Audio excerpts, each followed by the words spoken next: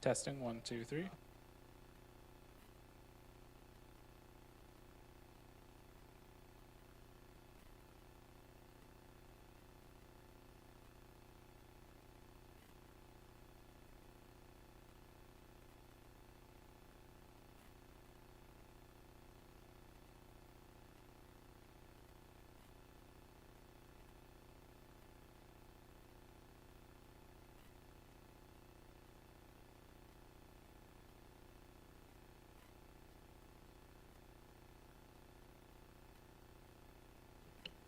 Testing.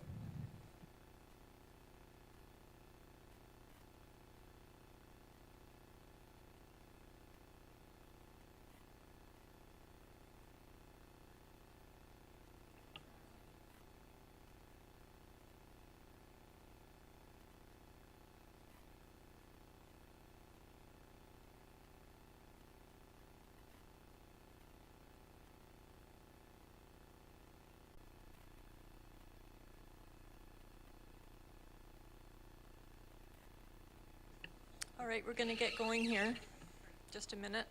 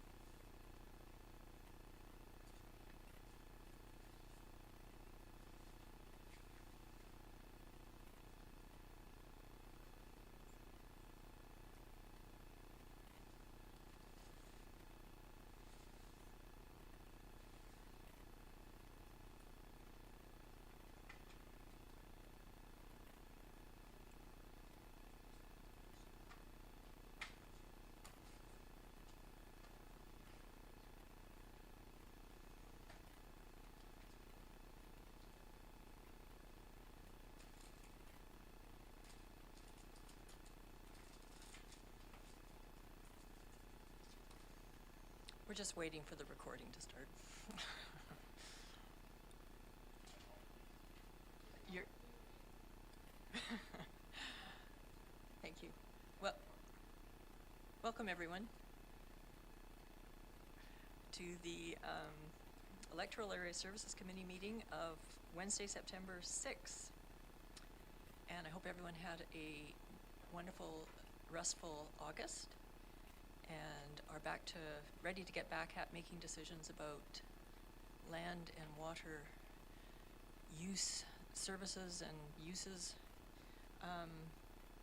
on the traditional, that are part of the traditional territory of 10 First Nations peoples. And I have them written out here because I can never remember them all. The Kwatsan,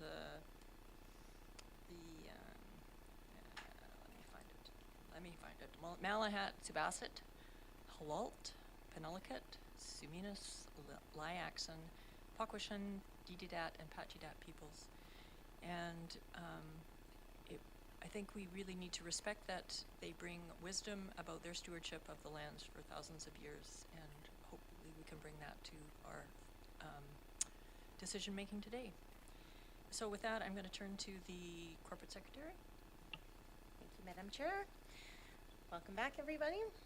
We have the approval of the agenda, and there is an amendment to it. It would be moved and seconded that the agenda be amended with the deletion of item R3, report from the Development Services Division regarding application number DVP 23D02 for 4370 Kingscote Road, PID 002832775, and also with the addition of supplemental information received as of 11:30 this morning, republished on the agendas for the report from the Development Services Division application DVP 23B02 PID 005 028 400, and that's 1 through 10 received correspondence, and that the agenda be approved as amended. I have a motion.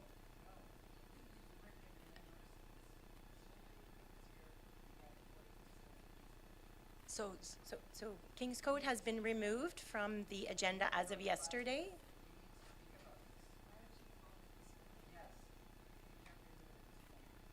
The applicant is not here, and they've asked to be removed from the agenda.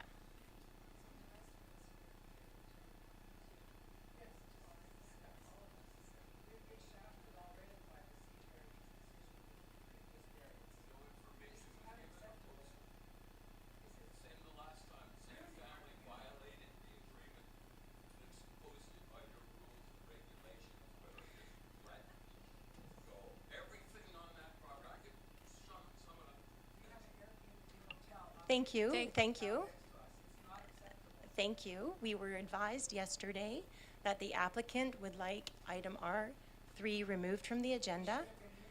And I'm sorry, we were notified late yesterday, and it was republished and advised today. So,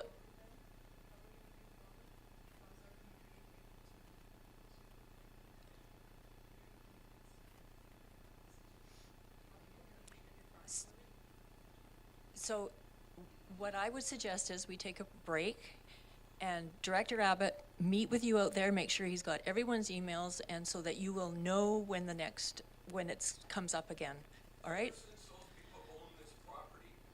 So, so I am going to, I am going to take a break on the meeting, and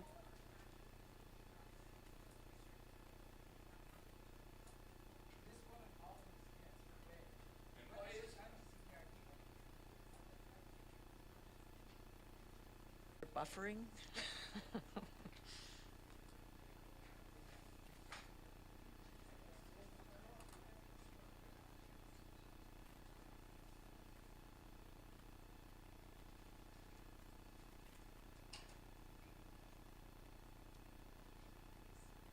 Yeah.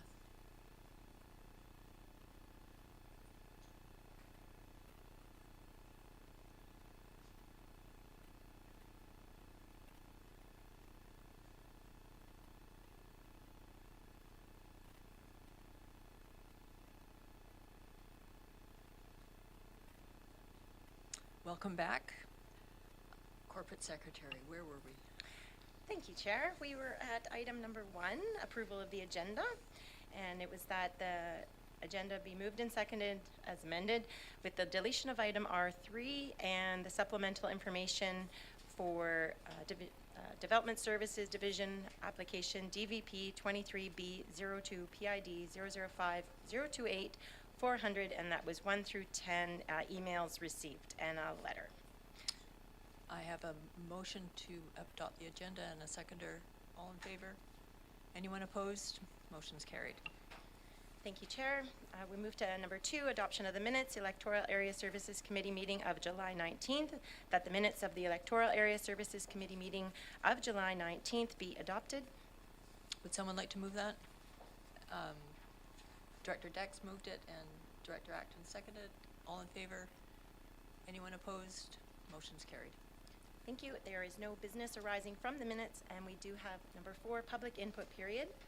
The public input period is to offer the public an opportunity to comment on the agenda item before the committee considers the item. The public input period procedure policy allows for an allotment of 15 minutes where the speaker is welcome to comment on any item on the agenda up to a maximum of 3 minutes. This excludes items that may, are, or have been subject to a public hearing. The speaker should comment in the polite, calm, and courteous manner, use respectful language, civility, and decorum.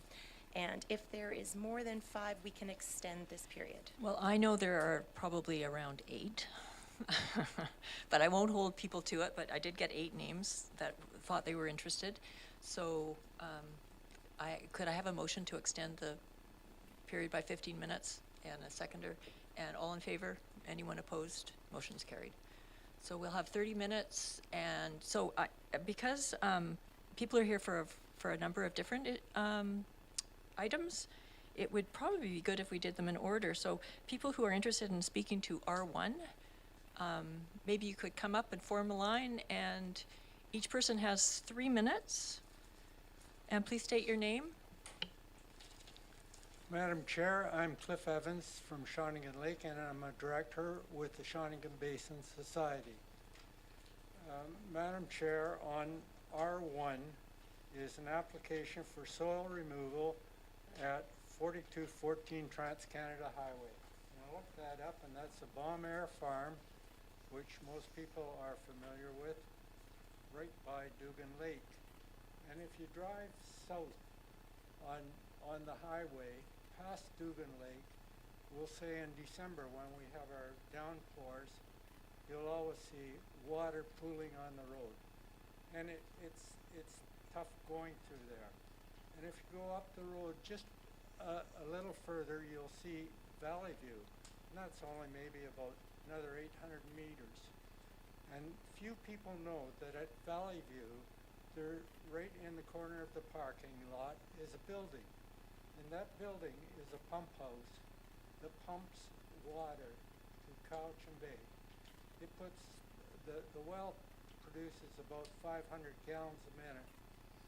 And the static level of that well is the same as Dugan's Lake. Where this project to remove soil is taking place is very close to the aquifer level.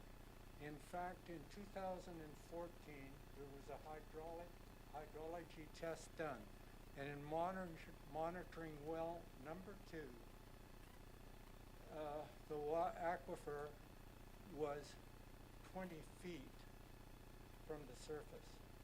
So we're working pretty close to that. That water from that area, from that aquifer that this site is sitting on, not only supplies Cowichan Bay, but the water from Dugan's Lake goes down Petrolas Creek into the Kokosala. So it is a very sensitive area, yet when I read this report, I don't see a hydrology test. And I don't even see a QEP, a Qualified Environmental Professional report for working in and about streams, because you're only 20 feet from a major aquifer. I also noticed that they are going to put out 125,000 cubic meters of soil they're going to take out to be processed. I wondered where that's going. I hope it's not beside my house. The problem here, I think, is that this area is in Area C, but most of the residents that live around that area are from Area D. And so when I read the report from the CVRD environmental place, they say that they recommend referrals. And I think that this should be referred to First Nations for sure, and to the Department of Transport, because they have problems with the highway. Perhaps they have the answer to water evacuation around there. Thank you, Mr. Evans. Your time's up. Appreciate your input. Thank you, Madam Chair. Hello, my name is Mark Kissinger. I live on Robson Lane, adjacent to the property that's going to be developed. Welcome. Unfortunately, I didn't know this was happening until now, so I don't have much prepared. There's a lot of new faces here that weren't here when this happened last time. So I moved to the Valley 9 years ago, and the day I moved here, I found out that the neighboring property was going to be developed, or wanted to be developed, for a gravel pit. And the CVRD was willing to approve it. And when I asked the CVRD, why are you willing to approve it? Have you done any studies? They didn't do any studies. They just said it was a well-written report, and they were recommended to approve it. So I ask now, this approval, this permit or application has come before you, what have you guys done to check into this? It's a very complicated matter. There's a serious potential to contamination of our aquifer. There's a serious potential to damage the quality and quantity of our aquifer that feeds Cobble Hill and Cowichan Bay. There's a serious impact to the quality of life of all the people that live around it, as well as their incomes and their investments, all for the benefit of one family. And I get it. Farming is important, but this is not a farm process. This is not agriculture. This is extraction of soil and gravel. And we do have soil and gravel pits all throughout Cobble Hill. I don't know if we need more. At think this is just a very complicated matter, and I think you guys need to look a lot further into it. Last time when you guys were all together, and there were different staff, we got to the point where you guys recommended against it, and you sent a letter recommending against it to the ALR. And the ALR said, well, if you guys were against it, you should have just stopped it. So you guys do have the power to stop it. And I hope you guys consider all the impacts to all the people in the community rather than just the benefits to one family. Thank you. Thank you for your input. Hello, my name's Marilyn Venturi, and I live 2 doors down from the proposed extraction and farm improvement. I have a lot of sympathy for the bums, ever since they were basically cut in half by the highway, and they were not able to farm their land from one side to the other without extreme discomfort and expense, etc. I just found out about this yesterday. I had not seen the reports. I only just had a quick peek right now because I wasn't able to download it. There wasn't enough Wi-Fi to download such a large document. I see from that report that the area involved is just a fairly small area, what, 6 hectares is it? 3 hectares. And that is right by us or our neighbours. And the gravel trucks would be travelling along Vineyard Road. While we are on Vineyard Road, we have a successful agritourism business. It's a very narrow road with a steep hill and very little visibility. It's not wide enough for 2 vehicles even to pass each other, let alone people coming to and from the winery and the agritourism business. And our children get dropped off and picked up right at that stop sign on Vineyard Road, and they walk to and from the bus. And that really has to be taken into consideration. These are families that are affected. I would very much like to see more information, and I think also since the bank in front of our place is crumbling and falling down and our foundations are breaking, I would really like to see much more study done on this so that before anybody approves this, that they really do due diligence. There's a riparian creek on our property that drains underneath the highway on the portion of road that the gravel tracks would be passing. And there's a lot more that needs to be done. The highways, it's always full of potholes. Our house shakes when big trucks go by. I'm really concerned for the quality of life, and our neighbours on the next side of us also have a very big farm and agritourism business, and they are truly shocked to learn about this. We want you to look more into it, get more information, and I wish the bums great success in anything that they can do to improve this, but not when it's going to impact others around them, possibly extremely heavily, and actually ruin lives. So we had enough stress last time around. I'd really like to consider getting much more information, perhaps delaying this for a while so all of us have a chance to look more at it. Thank you. Thanks for your input. Okay, so I had people who are interested in commenting on R2 as well. Why don't you come up now?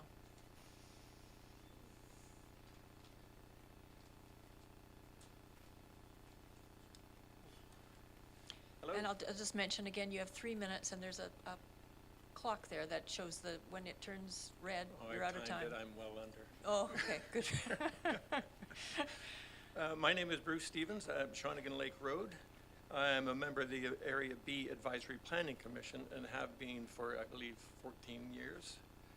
I would like to address item R2 on the agenda, Development Variance Permit DVP 23B02, to express my opposition.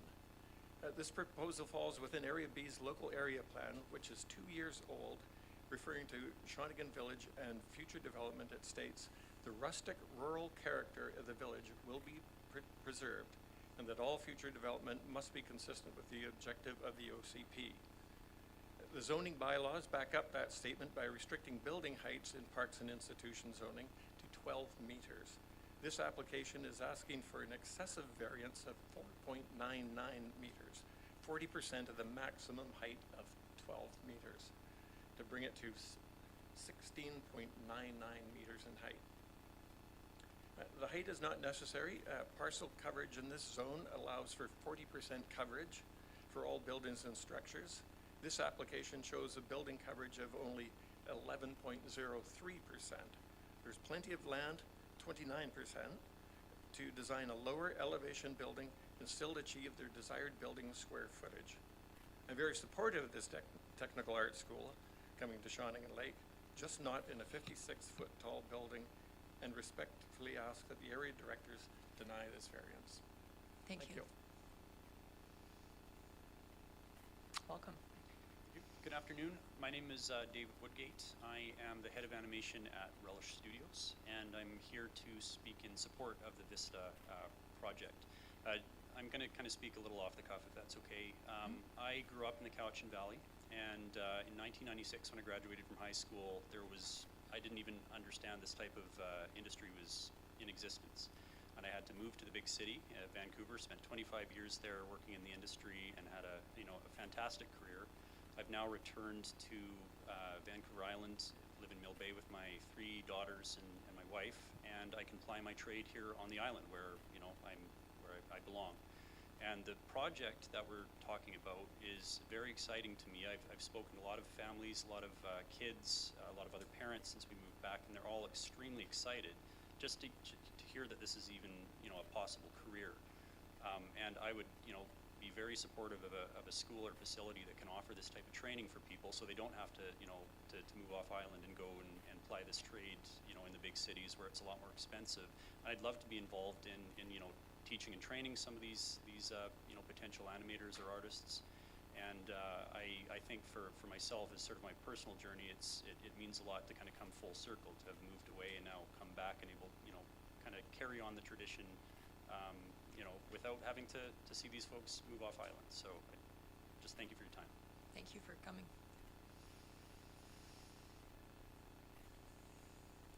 Good afternoon. My name's Charles Bickford. I live in Shawnigan Lake, and my backyard, I guess, is a couple of 100 meters away from the back corner of the proposed site. I believe it was called a private school, and then it was kind of clarified that it's actually a private training institution, which to me sounds a little different than a private school. The fact that they want to build it over 12 meters high, I was told by someone in the volunteer fire department that the fire trucks can't reach that high in Shawnigan. I don't know that for a fact, but I believe it's true. Also, the property itself, even the portion that they're wanting to build on now, is much larger than what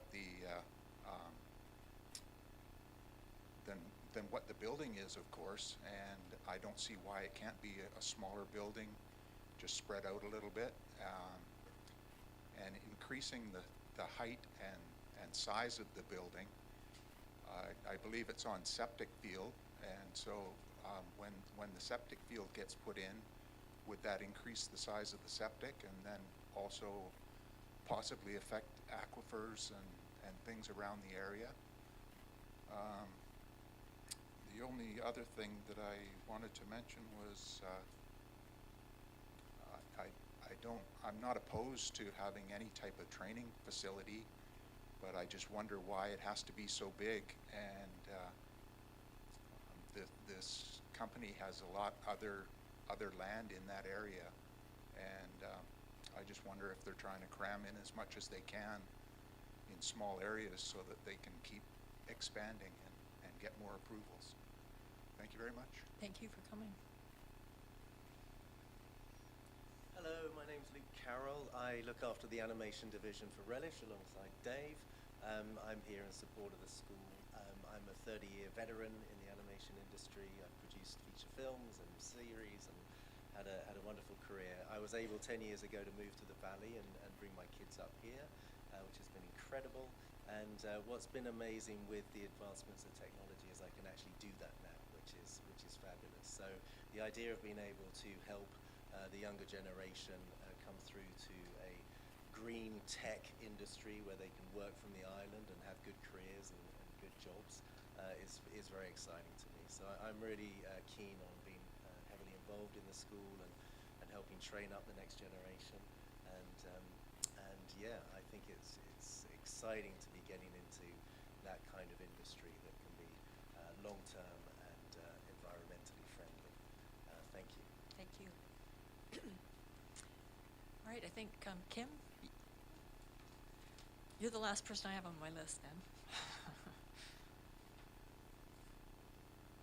Thank you, Madam Chair. My name is Kim Bernard. I'm from Area B, Shawnigan Lake. I'm known as a waste management champion in my community, and I pick up litter for free. So I would like to speak to R12, where the ask is for residents of all electoral areas across the board to pay a flat rate that includes all of the options. This is the recommendation to the board on the table. Organics diversion, garbage diversion, picking up glass, and so on. And I just want to speak to the fact that that's a huge ask for suburbia, for the average resident, homeowners, to bear not only the work, to do the work, but then to pay for the privilege of sorting the garbage for the electoral areas and for the district as a whole. You see, the data from, I participated in the committee since 2018, and I know that I know the why of this, and I will use the pronoun we. We want to divert more waste. We want to reduce the amount of garbage going to the landfill that could otherwise be processed in organics and so on. But the truth is, residents only contribute to less than 10% of that issue. And it's in fact industry, commercial, retailers, so on. The institutions that waste food, whether it's large or small, multifamily apartments that don't currently have waste diversion, they all together, they contribute to close to 49% of the waste that could be diverted. And so you see the issue that I have when I'm talking with people in my community is they're like, where's the incentive to reduce waste when we all will be required to pay this enormous fee? Right now, we can choose to produce less waste, and we don't have to pay. We can haul our own yard waste, for example, to the transfer depot, and that's free. So my question is it fair, but is it also moving the needle in the direction that you want to go to concentrate all of this? And so my ask in public input period is there a way to subsidize or otherwise incentivize this program so that residents don't have to bear the cost? The times are really hard. People are struggling. They are just trying to keep their heads above water. I mean, they're drowning in clutter. Nobody has the bandwidth to do this kind of work except keeners like me who are really interested in sorting and diverting waste. And so that's why I wanted to speak today, because I have compassion for the work ahead. I know that the CVRD waste, and I'm saying this for the benefit of the recording, CVRD waste right now, there's no landfill. It all has to be barged, trucked, and what have you to Washington State. And that is not sustainable, especially with the numbers growing in our community forecast. And I'm not even sure these costs that you'll read about in R12 are going to be realistic in 2025. So thank you. Thank you. So I appreciate everyone's input. Is there anyone else that would like to throw in their 2 cents? No? Then turn to the corporate secretary. We can move on. Okay. Thank you, Chair.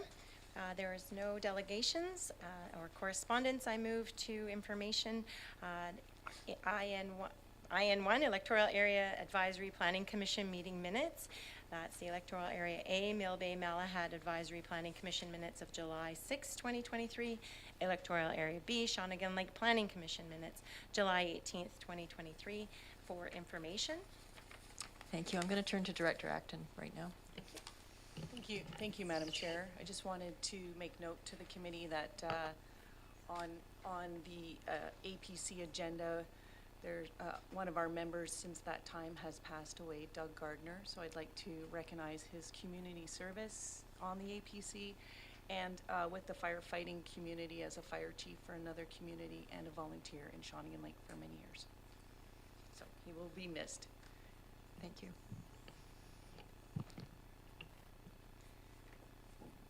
Thank you. Moving to IN2, Community Parks Advisory Commission meeting minutes, Electoral Area B, Shawnigan Lake, July 18th, Electoral Area D, Cowichan Bay, July 25th, 2023, and Electoral Area I, Yubo Mead Creek, June 27th, 2023, also for information.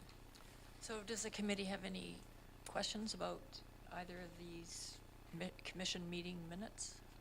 Any of these commission meeting minutes? Nope. All right, we're on to reports. Thank you, Chair. We're moving to R1, report from the Development Services Division regarding application number ALR 23C01-4214 Trans-Canada Highway, PID 004558979.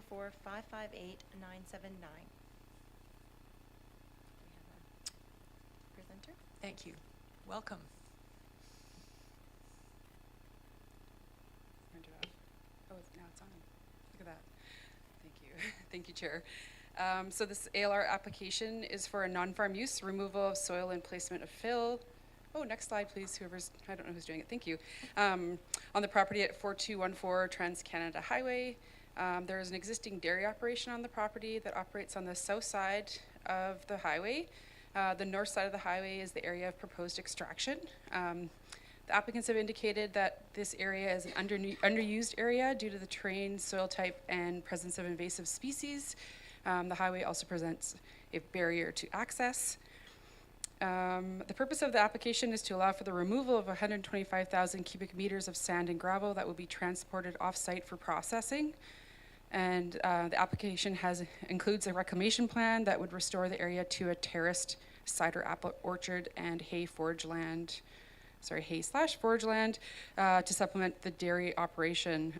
Next slide, please. Thanks. And this is the area. There's a duck flying That must over. be a duck from Shawnigan. Just kidding. Okay, so there is an active mines permit issued in 2017 that will require submission of a new mine plan once the ALC application process is completed. A previous application on the property proposed to extract a larger volume, about 3.2 million cubic meters. The applicants have revised their proposal by reducing the area and volume of the extraction activities and no longer propose processing on site. The staff report details OCP policies, specifically renewable resource lands are capable or are identified in the OCP as being capable of resource production and extraction, which includes gravel, sand, or mineral extraction. There are also OCP policies that specifically speak to farmland and protecting farmland and supporting farmers in non-farm use applications where those types of applications will be beneficial to agriculture. Local governments do not have the authority to regulate mine activities, as these are land uses that are under provincial authority, but local governments do have the authority to prevent ALR applications from proceeding. If the board considers that the proposed extraction activities will not provide a benefit to agriculture and farming, it would be reasonable to prevent this application from proceeding. Next slide, please. Staff are recommending that the application be forwarded to the ALC with a recommendation of approval with the condition that the reclamation plan be followed. Thank you. Thank you very much. Does the committee have any questions for Director Wilson? Yeah, thank you, Madam Chair. Jamie, can you just, I think I heard you say that there was a reduction from the previous, from 2 million cubic meters to 125, is that correct? Right, through the chair to Director Wilson, it was, I would think, 3.2 million cubic meters to 125,000 cubic meters. So a significant decrease. Yeah, thank you very much. And I think I also, as part of your thing, said that this was to supplement their dairy operations as well. That is my understanding. Okay, yeah. Thank you very much. And I'll speak later if nobody else wants to speak as well, Madam Chair. All right, and Director Deck? Thank you for the report. I'm just wondering how long the extraction would take, like what's the lifespan of this work? Through the chair to Director Deck, I believe it's for a 30-year time limit. That's specified in the mines permit, but where are they? Oh, it's not correct. Okay. Okay, 5 to 7 years maximum. That's the applicants. Thank you. Thank you. Director Acton? Thank you. I was surprised to hear that the neighbors weren't aware until now. Is that not something that they should have been notified better? Through the chair to Director Acton, CBRD would not be sending out referrals or notifications to neighboring properties. Since this is a referral, then essentially that would come from either the ALC or mines. My understanding is they don't do that, but I don't work for them, so I don't actually know what their process is. But Yeah. that's something we could add in the future, maybe, that we do? Would it be part of an ALC policy that we could include? That's a question maybe for a manager. Seems like. Sorry.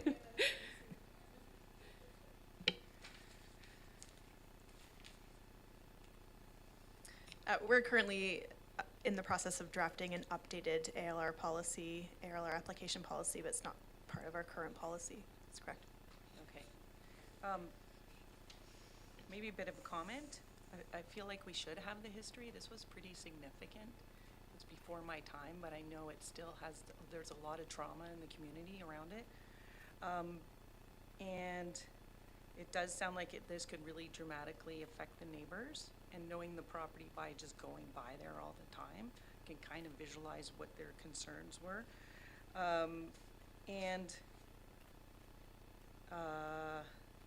A bit more of I guess a bit of a comment too, like if this was gonna be the end result for farming for this dairy farm, which sounds spectacular because I actually can't even look at that farm. It's beautiful, but those cows do not leave that barn. And it's just not humane. You go by and the lights are on at night and you can see them all in there. And so I'm sure there's policy, they're following the policy, but it's a very small farm for all these cattle and I've never once seen them outside. So if they're suddenly gonna get a field, this would be great. So can we ensure that is there a way to ensure that happens? That the end, like, will there be some time in this process that we'll be able to ensure that the reclamation happens to this plan? Through the chair to Director Acton, the CVRD cannot require the owners of a farm to allow their cows to be outside. That's okay. So to include grazing, is that what you're asking? My understanding is it's so that they can create some grazing fields and location for these cattle. So is there a way to ensure that that's how the reclamation ends?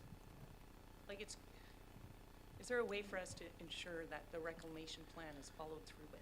Right, thank you. So thank you for the clarification. So the staff recommendation is recommending that the reclamation plan be followed, and the reclamation plan speaks to basically once the gravel extraction is completed, they would fill in the area and make it more farmable to allow like tractors to use it. So my understanding is it's to be used for hay rather than pasture because they need to basically cross the highway to get the cows there, which is fairly, I don't know if anyone's ever driven that. They have to go along the side roads to get around. So that's my understanding is it's for hayland. And it's a false understanding. What I would like to do right now is just ask the applicants if you'd like to. Well, we're going to move to the questions for applicants, and then we'll come back to the staff, if that's right. Would the applicants like to come up and add anything?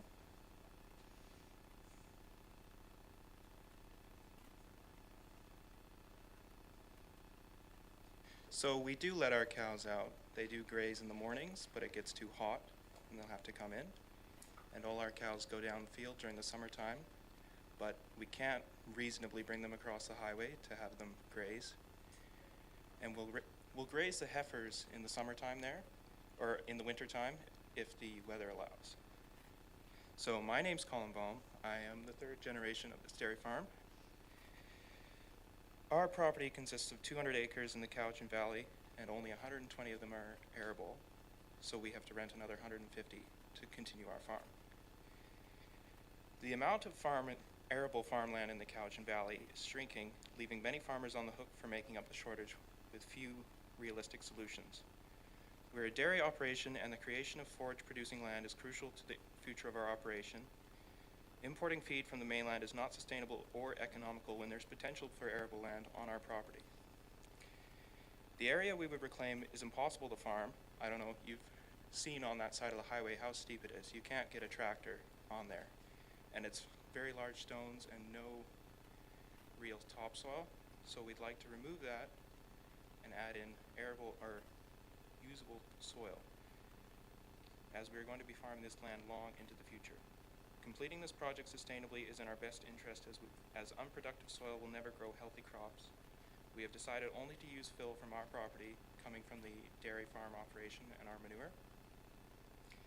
The end result of this reclamation will be productive forage land producing fields and an apple orchard on the terraced section, so my dad has something to do in his retirement. Yes. All right. Well, thank you for letting me speak, Madam Chair. Thank you.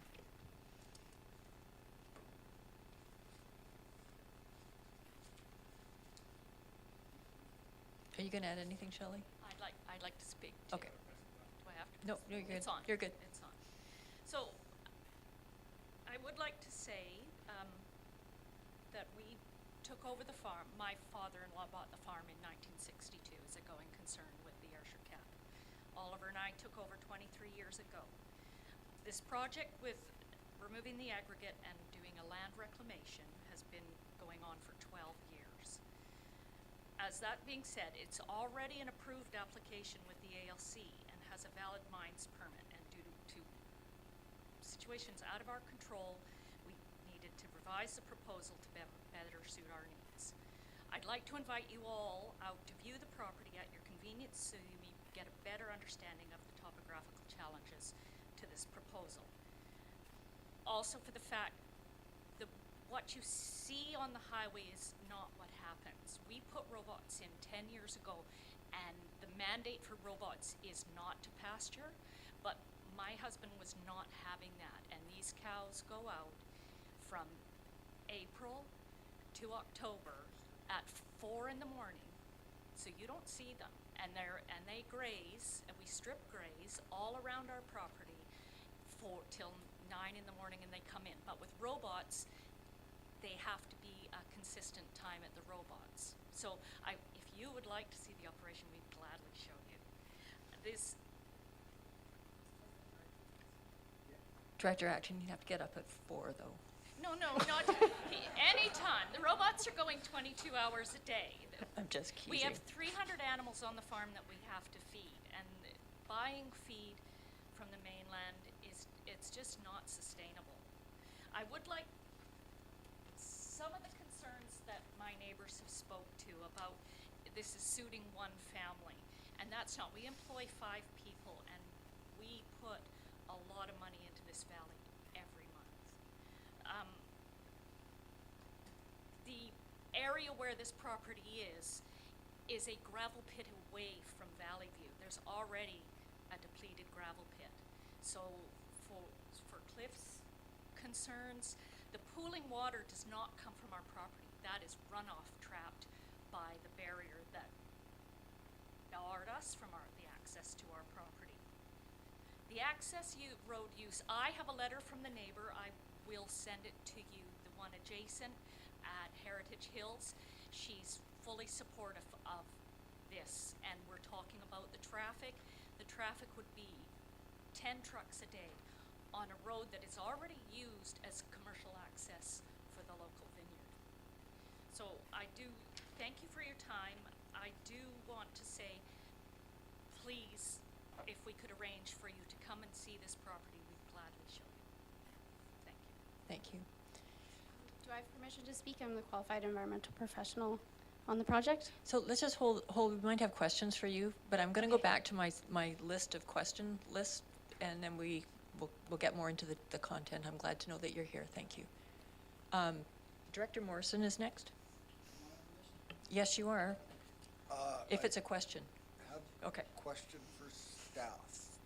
So,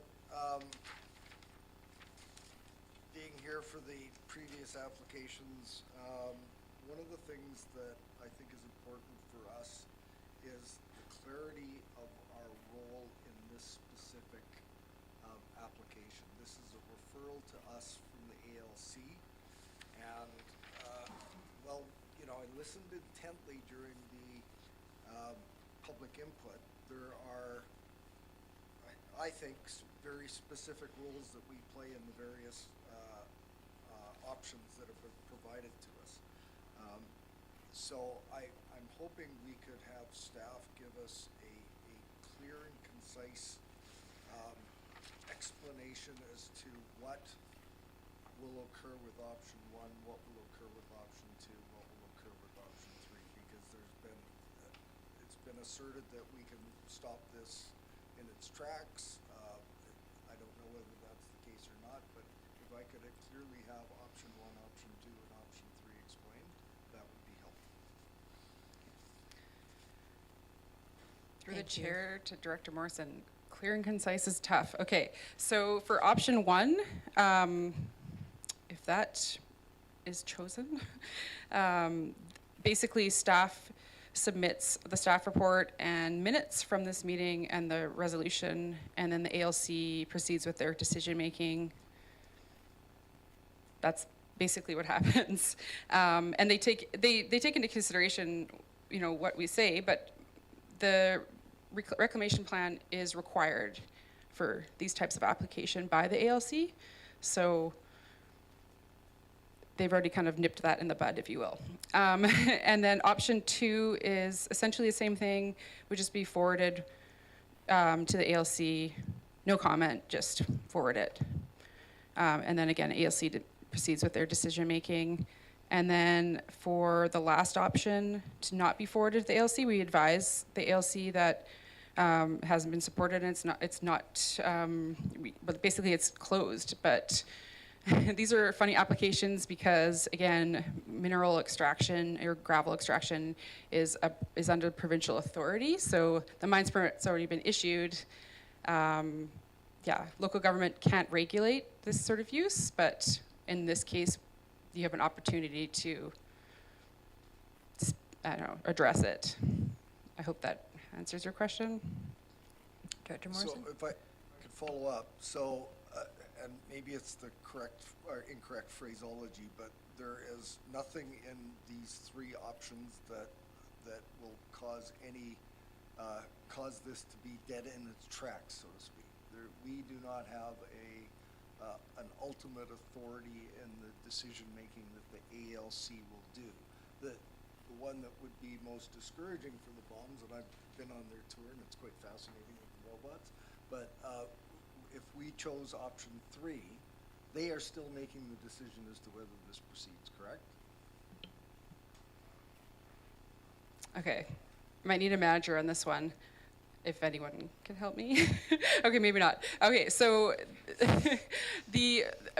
basically, we can stop it in its tracks to go to the ALC, and then whether it goes from there, I guess that's the question. I'm not quite sure if I can answer. Anne looks like she's looking it up.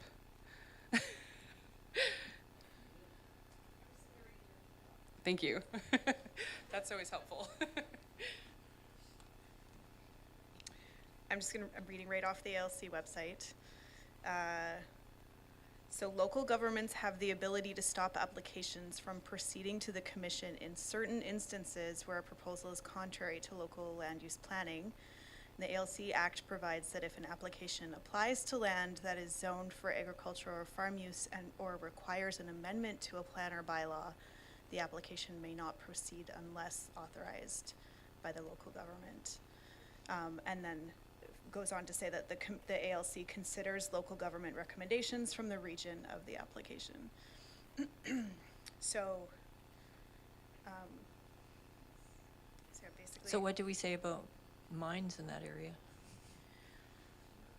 We don't have, in that zone. Doesn't speak to construction because it's not zoned. Yeah. This zone doesn't speak to mineral extraction, but that's not regulated by the CVRD. All right.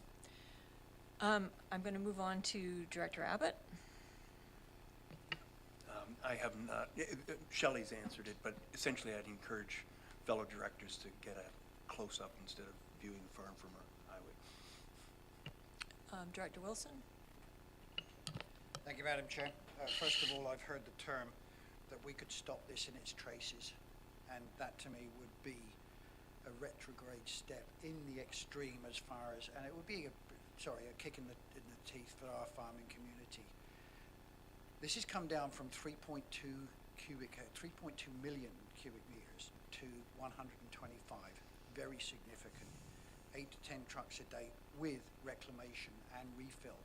And it's there so that they can grow feed, which at the moment they have to pay for, and it's going to look good. There's no two ways about it. And it's something which needs to be done to persuade our local farmers that this is a place where they can farm.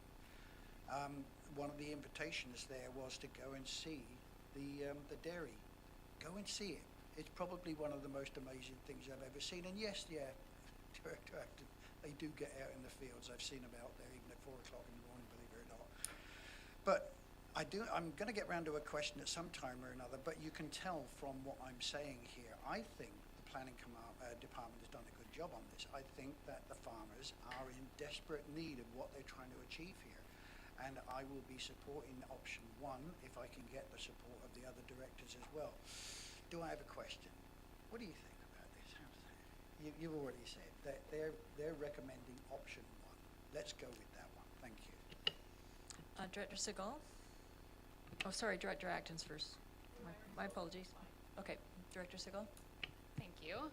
Sorry for more questions about the ALC, but just trying to tease out where, our responsibility is. So does the ALC look into the aquifer issues that were mentioned?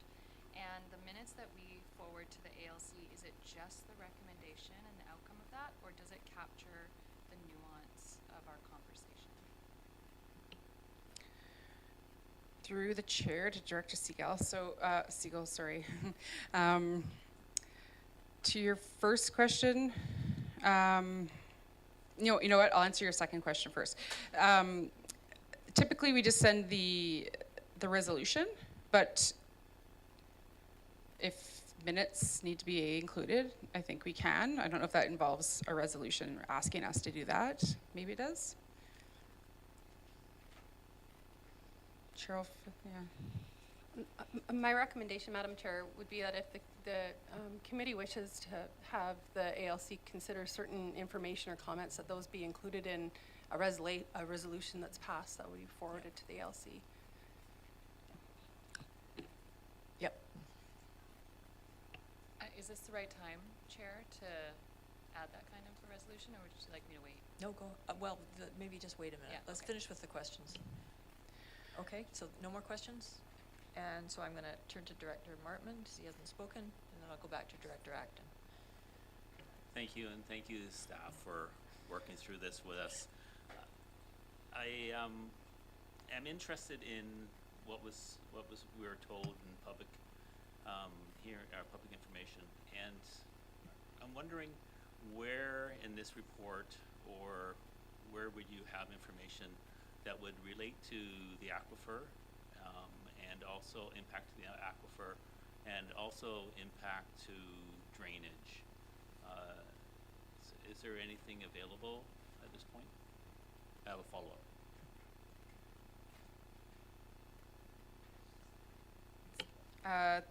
Through the chair to Director Martman. So the staff report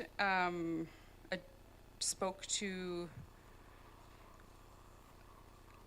comments from environmental services about management of water quality and drainage. So I believe it does address it within the reclamation plan. They're putting a berm in to to basically stop it from flowing down onto the highway. Oh, okay. Yeah, okay. Do you want to speak to it? Okay, thank you. That might be better. Thanks, Julie. Thanks very much. My name is Julie Budgeon. I'm a professional biologist and professional agrologist. So in regards to the aquifer, there was a detailed study that was done back in 2013. That was for the entire property. This, as you know, is only the 3 hectares, so much smaller. There are monitoring wells that have been put in place looking at the depths to the perched aquifer It's important to note when you look at the property that it's a much higher elevation than Dugan Lake. It's where there's discussion of the perch aquifer at that elevation. This property, the Ministry of Transportation owns a large part of that slope. So what is treed now will remain treed and will remain in place. And then the elevation of the excavation will be to that level. What will happen during the excavation will be the site will be monitored.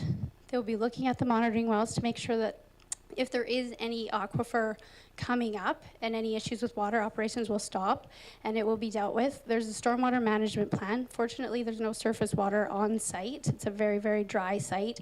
And as you can imagine with sand and gravel, it runs down very quickly. So very rapid drainage. So yes, to answer the question, the monitoring will be done. Also in regards to the reclamation, there's a bond that's taken by the Agricultural Land Commission of 100% of the cost for that reclamation, and it's not paid back until the reclamation happens. And then us as the professional agrologists are the ones that are responsible of checking on that to make sure, and then the BOMs will get their money back. And I think that's everything for the questions at this time. Or do you have any other questions with regards to the environmental component? Director Martman. Thank you. I'd love to know a little bit more about the aquifer, but my question actually is, in terms of the drainage concern and its potential impact on the highways, is that something that you can speak to? And also the other piece to that is, is there any impact, or could there be an impact to the Coxsala because of this industry extraction? No, so that's where the hydrologist comes in and has already done the detailed study and provided a report, but then it will be followed up to the degree of this size of project, because that was for the much bigger project. And they confirmed that there will not be impacts to the aquifer or to the Coxsala further away. And also it's mandated by the Ministry of Mines. So it's something that is watched by the Ministry of Mines. There's annual reporting that's required to report in that what we're finding when we're monitoring with respect to water, groundwater, and surface water as well.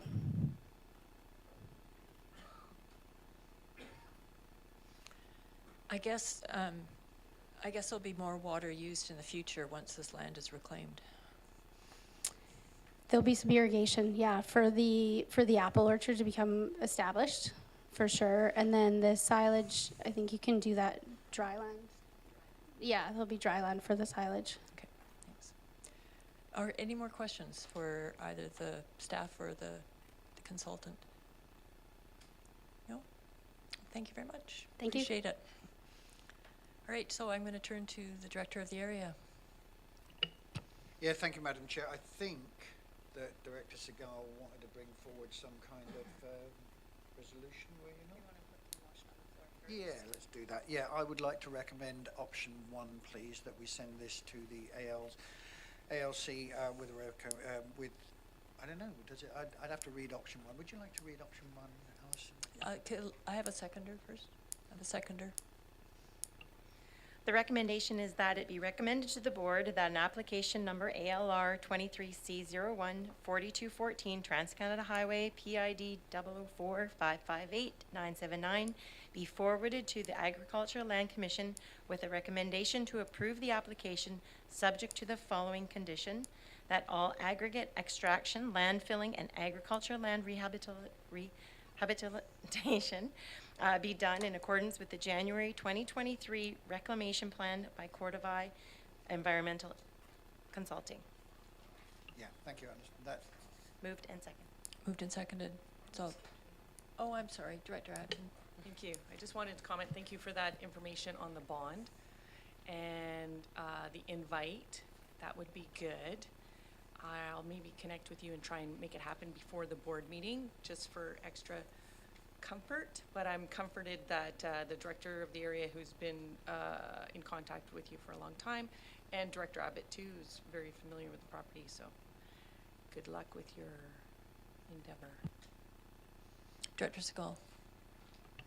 Thanks. So I guess I would like for our minutes to include the understanding that we have concerns around the aquifer and traffic concerns.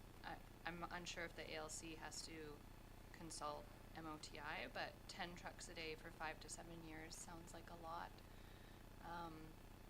So just, yeah, for those minutes to reflect that part of our conversation. So am I making a motion to include that? Great, so we have, sorry, have an amendment then? Thanks. Okay. The amendment would be also to include the comments that the CVRD board, eventually, as it gets there, that there will be concerns of the aquifer, as well as it be referred to MODI for the traffic congestion or the additional traffic.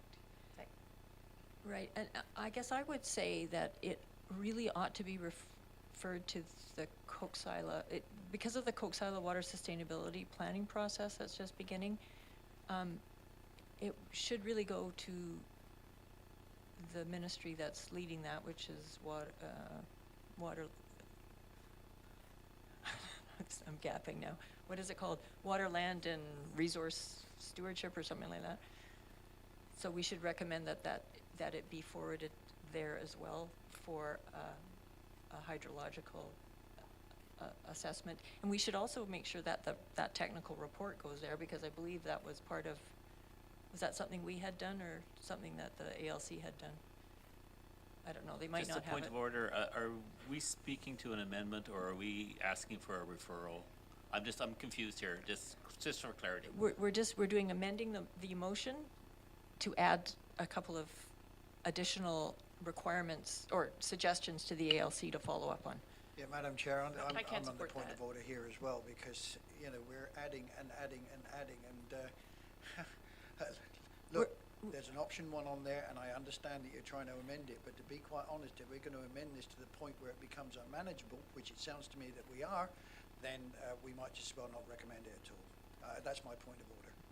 All right, so let's do this one at a time. So we have a motion on the floor, and Director Segal has suggested that we add to the motion that in addition to all aggregate extraction be done in accordance with the reclamation plan, that there be number B, which would be that the MOTI, that it be referred to Ministry of Transportation and Infrastructure for consideration of traffic issues on the narrow road, I guess. Point Madam of Chair, order. can I speak? Your So point of order. This is a referral to us. So we don't refer to others.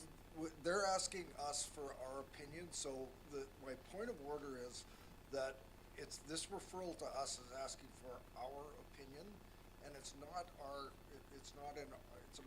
place to tell the ALC to go and refer it to other agencies. So if we are going to amend the resolution that's on the floor, we can amend it, I think, properly by saying we have concerns about traffic, we have concerns about the aquifer, and any other thing that we might list.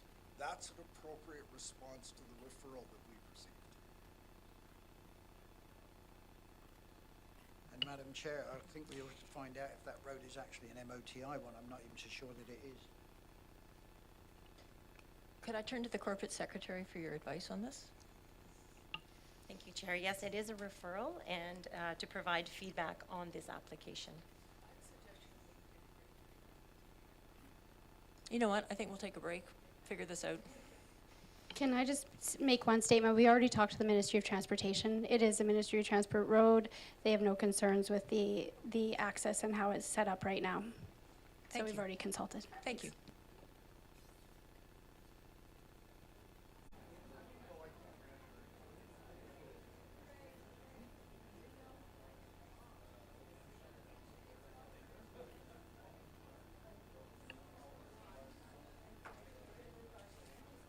Okay, we're going to get started again.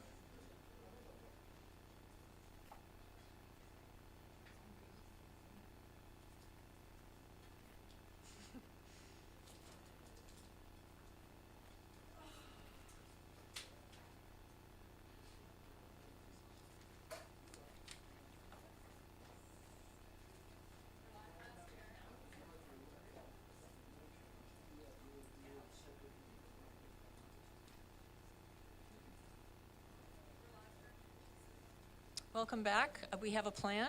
We're going to deal with the motion that's on the floor first, and then Director Segal is going to make an additional motion. Any more comments or questions about the motion that's on the floor? Should we read it again, maybe? That it be recommended to the board that application number ALR 23C014214 Trans-Canada Highway PID 004558979 be forwarded to the Agriculture Land Commission with a recommendation to approve the application subject to the following condition: that all aggregate extraction, land filling, and agricultural land rehabilitation be done in accordance with the January 2023 reclamation plan by Cordovai Environmental Consulting. And it was moved and seconded. So I'll call a question. All in favor? Anyone opposed? The motion's carried. Director Segal? I would like to make the motion that the following comments, concerns be forwarded to the ALC. Concern regarding the aquifer and the Coxsila watershed. And 2, the concern with additional traffic along Vineyard Road. I have the seconder. Thank you very much to staff for helping us with that. Any discussion? I'll call a question. All in favor? Anyone opposed? Motion's carried. All right. So we're going to move R12 up because the consultant is available right now to do R12, which is the waste issue. And after R12, we'll take a break. All right? Moving to R12, we have a report from the Recycling and Waste Management Division regarding Electoral Area 3-stream curbside collection service. And I believe we have Ilsa, a staff member, online. Thank you. Just before we do that, R1 is going to go to the board next week. Is that right? Yeah. So Bombs, it'll go to the board next week. Yeah. Okay. Ilsa's on. Oh. There's Ilsa. Okay. Welcome.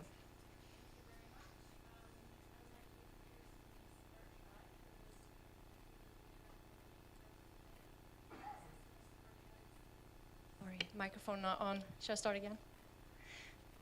Thank you very much. I would like to introduce Ms. Berscheid to read a recommendation. She is doing her first staff report presentation, so big welcome to Leah Berscheid.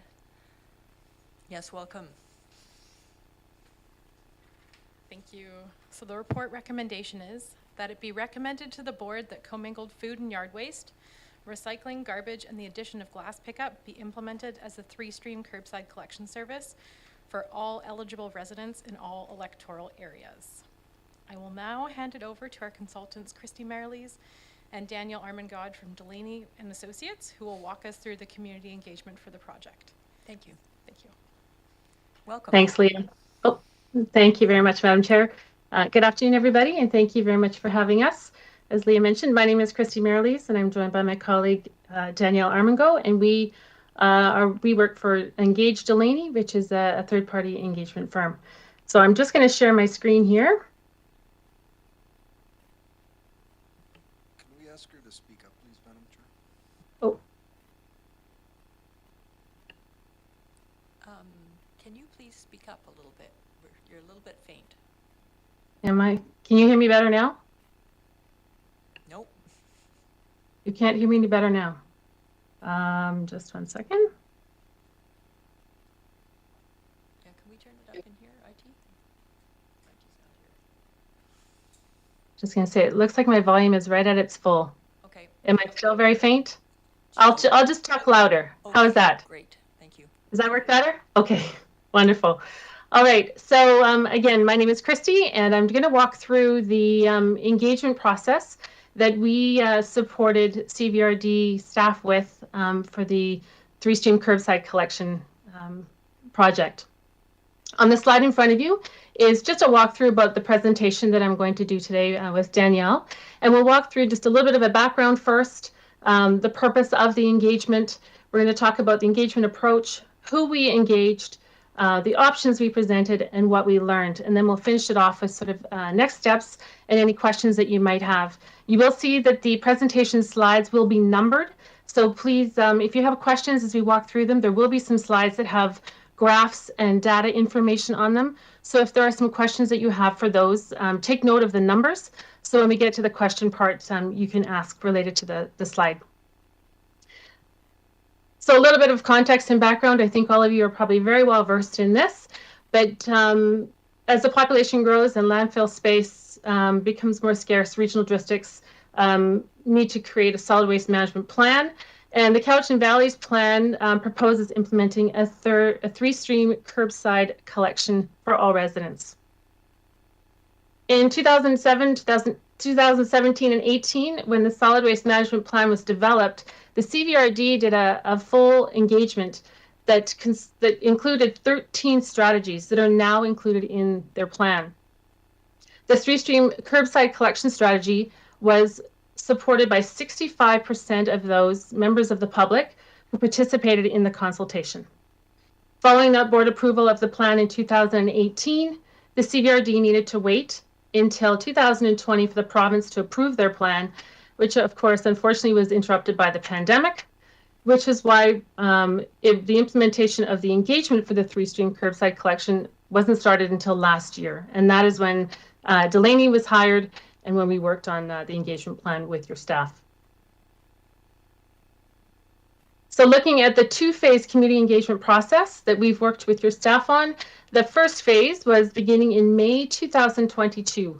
And the purpose of that was to gather information and listen and learn from the community on their priorities and concerns related to waste management and on the three-stream curbside collection.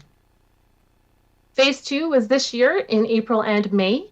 And this is where we took what was learned in phase 1 and staff were able to create 2 options or feasible options that we then went out to the community to gain feedback and to listen to concerns and to seek which option was most preferred.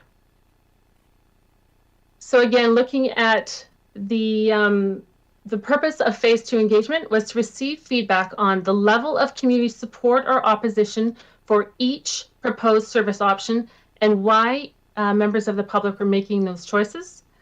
The curbside collection option that was most preferred for implementation out of the proposed options. Potential barriers to implementation of the new three-stream collection program, and to seek input on potential mitigation strategies. And then lastly was to identify preferred communication methods related to communication projects and approaches for the new service. So again, just seeking from the public to understand how do they best want to learn? How do they best feel they need to be communicated to in order to be able to implement this service most seamlessly? The approach we took for phase 2 engagement was to provide a varied selection of options so that people could participate either in person or virtually or by phone, because we understand that the people want to participate in different facets and they're more comfortable in, some are more comfortable face-to-face and some are more comfortable online. So in doing that, we created an opportunity for an online survey, which was on Plan Your Cowichan, which is the project website. There was an opportunity to share feedback in a one-on-one interview. So there was an opportunity just a one-on-one to be asked the same questions that are in the survey, but it gave people that opportunity to have that conversation. To attend a community event and speak to a CVRD staff member. There were community events where we had staff attending that had information boards, an opportunity to fill out the survey, and again, an opportunity to ask questions face-to-face. Participate in online discussion forums, which are located on the Plan Your Cowichan website. And again, those were all open to the public so people could see what were other people asking and what were the responses that were being provided. And then lastly, being able to connect directly with CVRD's project staff, and their contact information was located on the website and they were easily accessible to members of the public. So this slide here outlines who we engaged and how many people we engaged. So the total people that were engaged in this process were 989. And you'll see online survey was the one we heard from the most, and that was 879 participants. Followed by community outreach events where 56 people attended and spoke to CVRD staff. Phone inquiries were 44, and email submissions, those were direct conversations that were had with staff, and staff did respond to all emails that were sent in. one-on-one interviews. There were 6 of them, and 4 people participated in an online forum. You'll see on here the survey respondents by location. So this is how many people, or the percentage of people we heard through the survey in these different areas.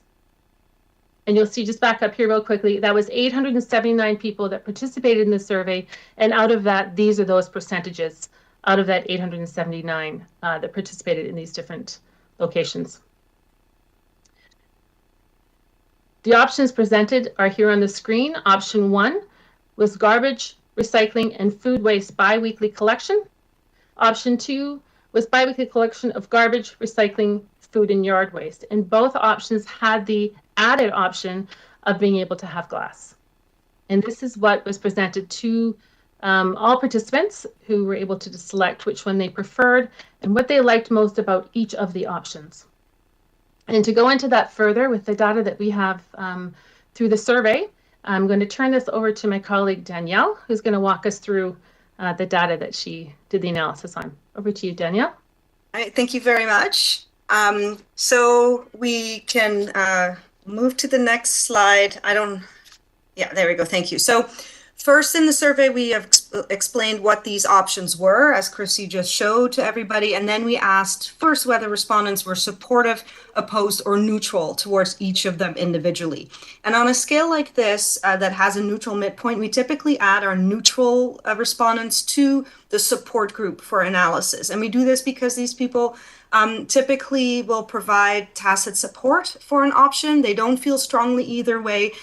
They're unlikely to turn against it, and in the end will most likely be supportive. So that's what you'll see in our analysis here. So that being said, from the 4 questions, we learned that 70% supported or were neutral towards option 1, 66% towards option 1 with glass, and then 61% each for option 2 and option 2 with glass pickup.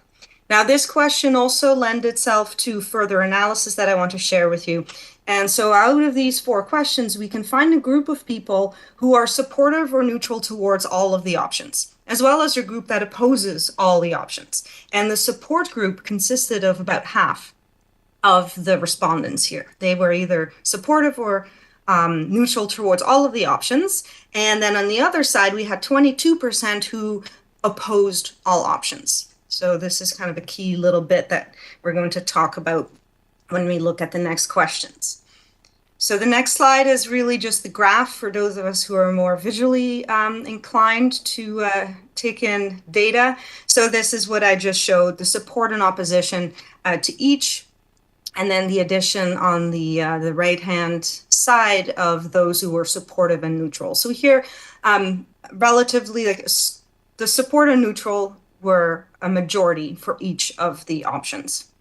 So that's the key takeaway here, with option 1 getting a slightly higher level of support than the other options. So then the next question that we asked everyone was, which of the 4 options do you prefer? And there was no option for none of the above. So everybody was forced to choose one of the options. So in order of preference for this question, first we have option 2 with glass pickup, then we have option 1, then we have option 1 with glass pickup, and then option 2. And the preference for implementing option 2 with glass pickup, the biggest group, that was primarily driven by respondents who supported or felt neutral towards all services. So kind of our group of supporters, generally, that's where they tended to navigate. And we also asked people why they preferred the options that they preferred, and reasons for selected this option was often convenience and choice, because it provides the most services, goes the furthest to help reduce barriers to recycling, and encourages proper waste disposal practices there. So then, as a side note, I'll say that the preference for option 1 was largely influenced by that group of 22% who opposed all options. And that's those who really did not necessarily want much change, and this was the closest to the status quo. So the next slide again will show us what that actually looks like when we look at the at the graph. So we have that option 2 with glass pickup chosen by the largest proportion, by the plurality of 35%, followed by 32% for option 1, 25% for option 1 with glass, and 8% for option 2. So another key element here is that among those who oppose all the options, so our kind of opposition group, the majority actually chose option 1. Conversely, those who were supportive of neutral, the majority there, a slight majority, 52%, chose option 2 with glass pickup. And if we've made a graph of that on our next slide. So this shows what I just spoke about. The blue is basically, or the teal is basically a repetition of the previous slide that shows all respondents. The green is our supporters. So these are those who are supportive of neutral towards all of the options. And as you can see there, 52%, so half of that group, more than half, picked option 2. Conversely, the orange group are your opposers, or those who opposed all the options. And of this group, 72% preferred option 1, and the other 3 options were preferred by smaller percentages by a landslide. Okay. So that was really the Coles Notes version of where we are with the options. Then people were asked why, so the reasons why they chose the options. And as mentioned, option 1 was seen as bringing the least amount of change and also the least amount of cost. It was the cheapest option. This group was also likely to say they did not need composting. That was also a reason for those who chose option 1 with glass pickup, along with the appreciation of the glass pickup addition there. Option 2, which as we saw was preferred by the smallest group, was appreciated for the addition of yard waste over option 1, but at the same time for the fact that it did not include glass pickup. And option 2 with glass pickup, really reasoning there was broader. A lot of it was about reducing barriers, making it easier for people to recycle and to recycle to the fullest, including obviously the yard waste there. And specifically also because they appreciated both having that yard waste pickup and the glass pickup, really kind of having the full package there. So then, after we talked about these options, we asked about some potential barriers, 6 potential barriers, and those were derived from our phase 1 engagement, where we had a broader discussion about potential barriers, or kind of what were people most hesitant about. And so we tested 6 of those that came up the most in this survey as well. And so we asked people to tell us to what extent these were barriers, anywhere from an extreme barrier to not a barrier at all. And the key is here that 5 out of those 6 barriers tested were not seen as significant barriers by most. So those were tote storage and tote management, moving totes down a long driveway, wildlife attraction, placing totes actually on the curb and where that would work, and the idea of adjusting to a new service in general. So those were seen as barriers by relatively small groups of respondents. So the one that had, the one potential barrier that had higher traction, somewhat of a higher barrier, is cost. And so on the next slide, again, we'll see that in the graph. And here's how that shaped up in terms of anywhere from extreme barrier to high barrier, medium, slight, not at all a barrier. And cost is the only one there that a majority said it was anywhere from a slight barrier to an extreme barrier. So that's your 65% there. All the others, the majority said not at all a barrier. Now, as a follow-up question, we asked those who said that each of these or any of these were a barrier to them. Okay, so now what can we do? How can we help? What are possible solutions? How do we mitigate these barriers for you? So these findings are based on that subset of respondents who identified all of these or any of these as a barrier. So they were not asked of everybody. Solutions, cost, the main one, the main barrier and the main answer people gave there was lower it or make it free. Basically, do not bring that cost on us. Idea about tote storage, there was a bit of a crossover between the question of storage in general and the wildlife attraction. So people wanted to make sure that there were wildlife safe totes. They wanted fewer totes and well-designed totes, which included things like stackable and kind of convenient, good big wheels, things like that. There were specific examples people had. In terms of placing totes on the curb, people wanted to have a certain frequency or pickup, some more often than now, others wanted it fewer than now, that all depended. People did not want more totes than they currently had, and again, this idea of well-designed totes was brought up. For those who felt it was a barrier to move totes to kind of a long driveway, those were kind of the same respondents there: design them well, don't have any, or get help, ask neighbors for help, or have kind of some kind of community help for people who need it. When it came to wildlife attraction, again, it was about tote design for most, although public awareness was also mentioned a lot. And again, the frequency and the timing of the pickup, so that totes would, not sit longer in one spot than they had to, things like that. The idea of kind of the barrier of adjusting to a new service altogether, communication was brought up there. Raise public awareness, make sure people know. Again, make sure that the frequency and the timing of the pickup is clear, and just generally do a good job. and that will make our adjustment a lot easier. So from here, that was the highlights of the survey findings. I know there's a lot there coming at you. I'll hand it back to Christy, talk a little bit about next steps before we have some question and answer time. Thanks, Danielle. And as Danielle just mentioned, that was a lot of information. There was a lot of graphs and data on those slides. This report is there is a detailed report that has all of sort of the analysis and some of the detailed parts of the engagement. And that will be posted publicly. I know that your staff will be posting that. If it's not already posted, it'll be posted in the next day or so.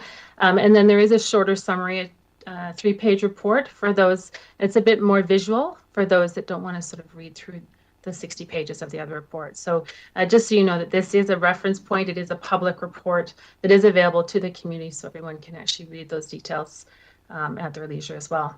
So this slide here is just sort of the final slide, just talking about the project timeline, about how there was phase 2 community engagement in the spring. Right now is reporting back to the community and to the committee. And then in 2025, it'll be the implementation of 3-stream curbside collection. So I'm going to stop sharing my screen and open it up for any questions that might be out there. Thank you very much, Danielle and Christy.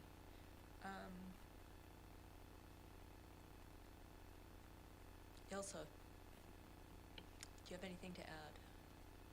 Ms. Burscheid has a bunch of points to make on the staff report. We can go through them now, or if you want to ask questions to the consultants. Well, is there any questions for the consultants? Let's do that first.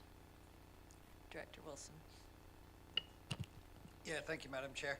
I'm looking at numbers here and the community outreach, and this is been one of the things that has come up over and over again, was a perceived lack of community interest. And just looking at the numbers here, 989 survey respondents throughout the consultation process. Well, as far as A, B, and C is concerned, 37%. Again, the figures from the reports there come from A, B, and C, which is 365 people. 365 people out of a total of 18,000 that A, B, and C population comes to less than 2% of survey respondents. It's a very low number, 2% of the people who actually came in and answered. And I'm just wondering how you can base a lot of these of the conclusions that you come to based on 2% of A, B, and C responding. Through to you, Madam Chair, to Director Wilson, and I think Ms. Merlis will speak to this too. So the staff report recommendation, the survey response is just one factor of the staff's response. And Ms. Merlis, maybe you have some comments about general feedback on surveys like these? Mhm. Mm-hmm. So when we do a public engagement, it is exactly that. It is opened up to the public, and it is to ensure that it's authentic and able to be accessible. We provide multiple different avenues for people to participate. We can't obviously control how many people do, which is why we're in-person sessions. We're reaching out through different community groups, etc. And certainly, you know, when your staff are making the recommendation, it is based on multiple different concepts. It's not just on the engagement results. So it was 879 people that did respond to the survey. And like you said, 989 in person. But in phase 1 last year, we had 469 people respond. So this is double the number from last year. So that there was obviously more interest this year, or maybe there was more desire to be involved or to share communication at that point. Yeah, yeah, I understand a doubling, but I still have concerns about the low numbers in the surveys here and the conclusions which are drawn from those surveys. It doesn't seem to be a representative number. Now, one of the other things that comes up in this is that, and this has been brought forward by more than one of the residents in Area C, that there was no option 3, which is basically, I don't like either of the options which are being presented to us here. And I understand you have to do something. That's what the SNWP is all about. But at the same time, I do believe that there should have been given the option of none of the above, if you like. So what was the reason behind not asking that question in there? I think that's a question for staff. Thank you. Through to you, Madam Chair, to Director Wilson, and I'll also loop in Ms. Merlis in here. So your question about, can you repeat your question? Sorry. I had it and then I lost it. Yeah, that's fine. No, that's okay. There was 2 options, which is, right, do you why, want this one or do you want yes. that? There was no option 3, right. which says, I don't want either. Because there are a lot of people, yes. as you know, who take care of their own stuff.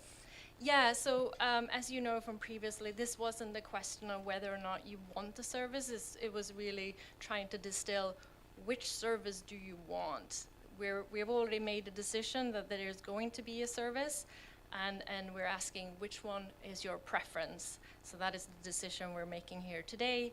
And Ms. Merlis, I don't know if you have anything to add to that.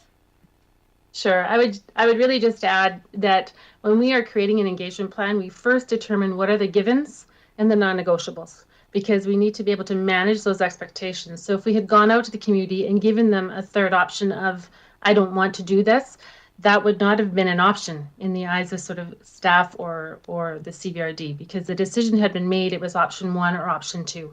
So we needed to go out with just those as a choice. And, you know, that's what was reflected in the findings that we had. Thank you. And one last follow-up, if I may, Madam Chair. The term I heard just now was non-negotiable, and I'm not quite sure how we can come to a non-negotiable option 1 or option 2 with only 2% of the population of the South actually taking part in that survey. It just, we're going to go around in circles here, but it just doesn't make any logical sense to me. Okay, I think what I'm going to do is move to Director Acton. Thank you, Madam Chair. I have a question on the staff report. Can I have that? Okay. Under the financial considerations, is this in addition? It says like estimated $290 and $325 per household. So is this in addition to the solid waste fee that we've discussed already? Through to you, Madam Chair, to Director Acton. So the fees that you see in the staff report is up like total cost. So whatever you're paying right now, forget that. These are the costs for 2025. This includes garbage, recycling, yes. Everything. Yes. And then I agree that there should be some other options, because I feel like this is the gold-plated service. It having, especially the yard waste piece, part of rural areas seems we had food waste, and garbage, recycling, I think the addition of the yard waste and the glass is unnecessary. As far as households go, the glass is not, like, we could add that later as the service is introduced and we hear more from our community. Hey, it'd be really great to have the yard waste too. I think it's too much. So Director Atchison, you're getting into the discussion part. So if okay. Let's see if we got any more questions, and then we can discuss it. Director Martin. Thank you. And so just for context, Area H is the only one of the areas that does not receive garbage collection. So we are sort of that outlier looking for that option of we don't want any more service in our area. And I respect and understand the reason why the survey was done the way it is. I think it led to frustration, though, within my community. The question I have is the decision to use neutral as deciding it's for something or against something. I'm wondering if there's a sort of an industry standard that you use neutral, or if you took neutral out of the picture and just said those people that either strongly agreed or agreed with an option were the ones that wanted it, how would that change the level of interest in the different options?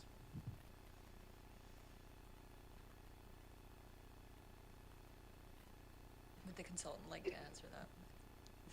Probably in the best Yeah, position. absolutely. I can take that. So there are different in terms of survey methodologies where to go with a midpoint, and that's really based on the type of question. And this is a sentiment question that people actually can feel neutral about. Like, people can actually say, I don't care, or I'm kind of, I'm in the middle on this one. And so therefore we add it there. In reality, when it comes to kind of public policy and decision making, often decision makers want to know, like, what is the group of people who will actually write those letters or come and either be happy or be mad at us.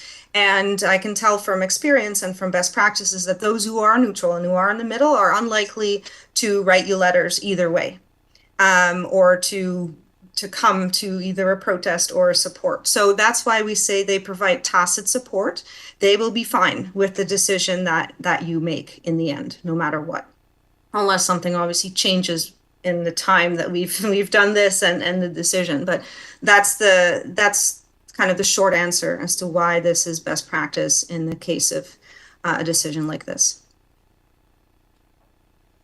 Director Atchison. Oh, sorry. Do you have another follow-up? Go ahead. Sorry, and the part two of that is that if you decided to take neutral out of it, how would that change the options that were chosen? Yeah, so that would be speculative. We can't say what people would have answered had we forced them either way. Director Segal? Thank you. I just have a question about if there'll be a limitation on how much yard waste is allowed to be put out. Is it limited to the green bin? Can it be 10 bags? Yeah. Through you, Madam Chair, to Director Segal. So we're having a baseline proposal now of 120-liter carts, and then go from there. So it will be no bags. It'll be rolling carts, and then we're looking at. So once we made a decision on which service we're doing, we can go more in depth of upgrading to a larger tote, like in Nanaimo and RDN. They allow for upgrades to 240-liter totes and so on. So yeah. Follow-up? Yes. I just can't conceive of what a 120-liter tote looks like. Is that what I would think of those green ones, the green organics bins? Or like the blue recycling bin? Yeah, so the blue recycling bins that you have is probably the 240s, right? So Yeah. that's the big. Okay, thanks.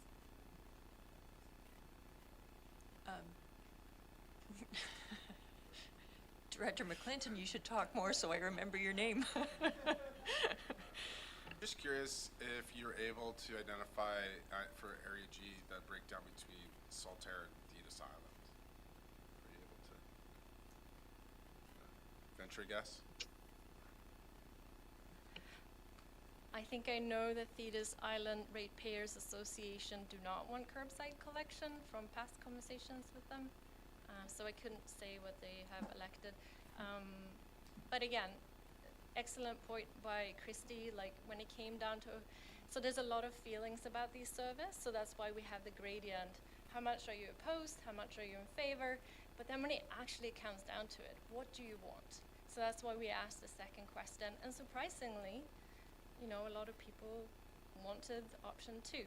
I know Ms. Burscheid has a lot of other comments to why we're recommending 2, but I'll continue with questions.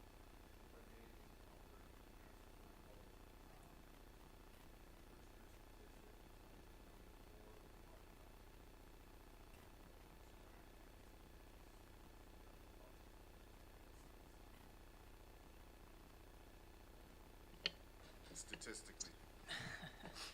I just want to have, I've got more people, but I just want to clarify for myself what we're talking about with the 2 options. So what I'm hearing, I think, is that option number 1, which is the bare bones one, you would have a smaller green tote to wheel out to the end of the driveway, and no? What is this going to look like work-wise for me? So option 1, if you elect that option 1 is best for our region as a whole, it would be a 120-liter food waste cart, a recycling bin, which is the default, 240, and then a garbage, 120. Thank you. Okay. And then if you elected option 2, you would have the same with food and yard waste being commingled. But the same size tote. Same size, but then we're looking at options. So once you've made a decision, we're going to look at upgrades. Well, if you need more yard waste space, like we understand that having a yard waste bin will not meet everyone's yard waste needs. But what we've also seen, and what I'd like Ms. Burscheid to speak about, is yard waste will inevitably end up in the food waste bin. Well, I would just, that was my next question. Why wouldn't I put my yard waste if I could fit it into my food waste bin? Exactly. Right. So you could do some yard waste on option 1. Well, it wouldn't be it's not part of the cost calculation. So what you've seen in City of Nanaimo, for example, they would have to enforce and saying, sorry, we're not picking up because there's yard waste in here and it's not covered. Okay, because the volume would be too much for the cost. Cost, yeah. Okay, and so then my other question is, how do you handle the glass? I'll give Ms. Burscheid a chance. Yes, to please. yeah, I'm dying to hear what she says. You want? Yeah. If you want to go through it. Yeah. Okay. Go through the whole thing. Go Yes, through the whole thank thing. Okay. Thank you, everyone. As we've been talking about, it's important to note that the staff report, the recommendation is not solely based on the community engagement results, but it's also on lessons learned from other jurisdictions and the general best practice for organics collection. So other pieces that support the report's recommendation include increasing accessibility and convenience for residents to divert waste materials. So that's offering services directly to each household can improve the recovery of recyclable and compostable materials that are currently unnecessarily landfilled, as residents don't always have the time, access, or ability to visit recycling centers. Similarly, reducing traffic at CVRD recycling centers. Offering glass and yard waste collection will reduce the number and frequency of trips that residents need to take to recycling centers and ultimately reduce the wait times on site. Reducing curbside contamination. We know that glass packaging ends up in the wrong place. We see it in curbside garbage, and it is also currently found in curbside recycling, causing safety and processing issues at sorting facilities. Also, jurisdictions with food waste only collections have found that yard waste does end up in food waste organics totes, regardless of whether these items are permitted or not. We also know that the Regional District of Nanaimo has moved to add yard waste to their service, same with the Municipality of North Cowichan. This also reduces the illegal dumping of yard waste. CVRD staff scan illegal dumping hotspots each year and have found that yard waste has been identified as one of the most commonly illegally dumped materials in our region. This also reduces backyard burning. Including yard waste in a curbside collection program is also recommended as per the CVRD's airshed management plan. It also reduces the yuck factor and human-wildlife conflicts. Under the recommendation of WildSafe BC, adding yard waste and food waste collection is seen as an effective strategy to reduce moisture and odors that can attract wildlife. And finally, the potential for increased financial incentives to curbside glass packaging collection. Recycle BC has indicated that they intend to review their incentive structure for curbside collected glass in 2025. This would mean that the current estimated cost of $20 per household could potentially be reduced or eliminated at a future date. Thank you very much. Thank you. I still don't know how you're going to pick up my glass. So that would be a manual collection with a curbster truck, and there would be a tote, a smaller tote. I don't know if you've seen in other cities. It's not a rolling tote. It's just a little bin with your jam jars and ketchup, glass bottles, and so on. And you wouldn't do it very frequently, or? Once a month. Once a month. Okay. Thank you. Director Morrison had a question, I think. Yeah, this is more to our engagement study and statistics, and this is a curious report, and I think it's very supportable. But one of the questions that I have, and because I was here when we transitioned to in-house from private, and a lot of the same concerns were raised. You know, what are the wheels on the totes going to be like, and so forth.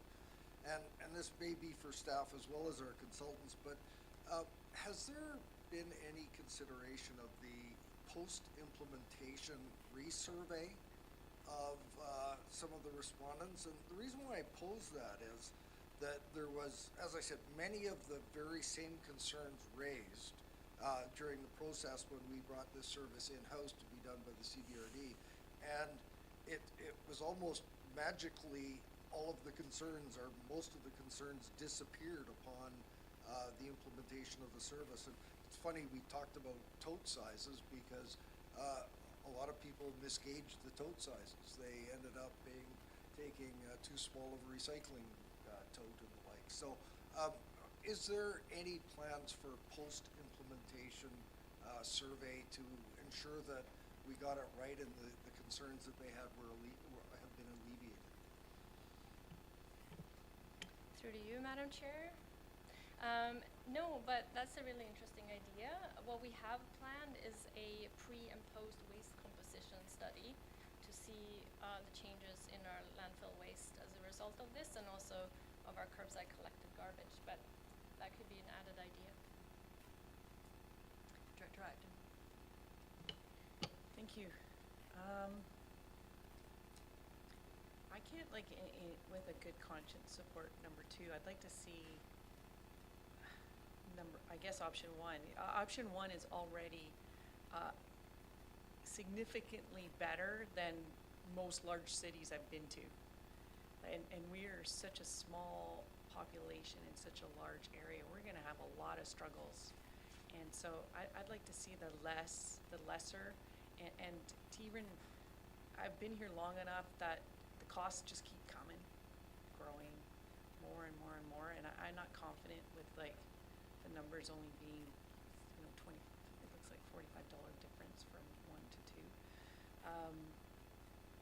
Yeah, so I just can't support the full-on option. We've got huge driveways. This is for electoral areas. Like, I'd like to see, or maybe if the committee wants more information for number 1, there's not a lot. There's not even a resolution that as far as I can find. So, but that's where I'd like to see this end. Ms. Sarity, if we went with option 1, would it be difficult to implement option 2 in the future if that seemed to be a preferred result? Thank you for that question. We have seen it done in RDN. So they went down the road, and the recommendation to us was to do both at once. But no, it wouldn't be, I don't think, very difficult. We would just have to think about tote sizes. A comment and education, of course. In terms of cost too, just adding to that, we are looking at other potential grant funding to reduce the cost. But it's a little too soon to say, but these costs are what they are right now. Ms. Bersha, do you have anything to add in terms of option 1 right now? Okay. So it would really be the difference of investing in a larger tote if you did option 2 for the organic part. It wouldn't impact the trucks we are ordering Right. Or anything like that. So no. Okay, great, thank you. Director Morrison, and then I'll go to Director McClinton. Thank you. So whether option 1 or option 2, I can full-on support what staff have said about option 2, and that I've attended the ABICC solid waste meetings and the likes, and yes, inevitably people are going to be stuffing their branches and twigs and goodies into their food waste bin. And I'm just hearkening back to some of the discussions that have been had over the years in bringing in the curbside program.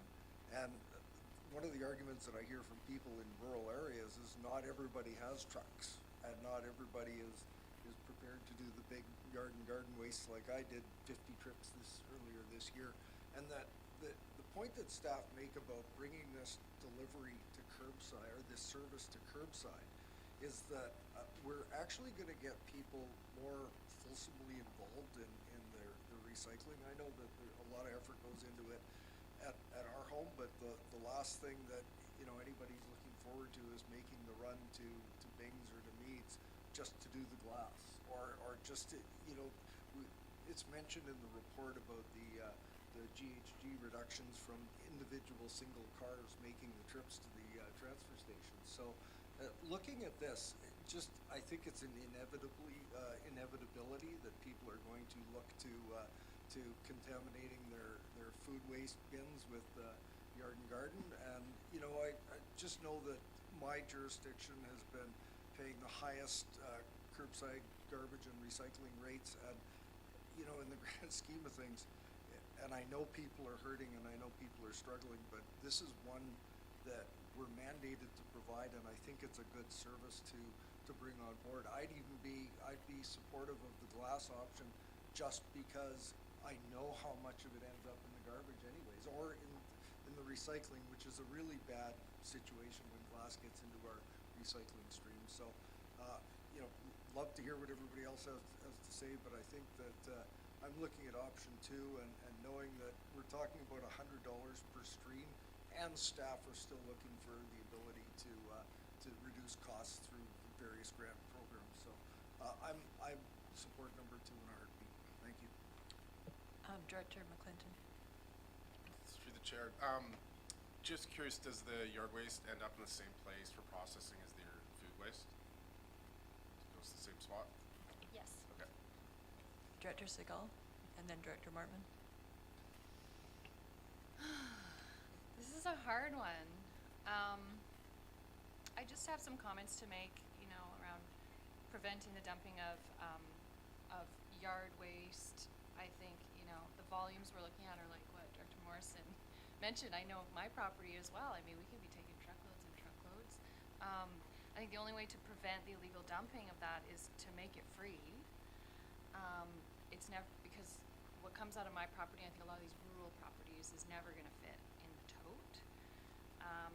And for the same reason, I don't think it's going to reduce backyard burning, because it's just the volume is a lot for our rural area.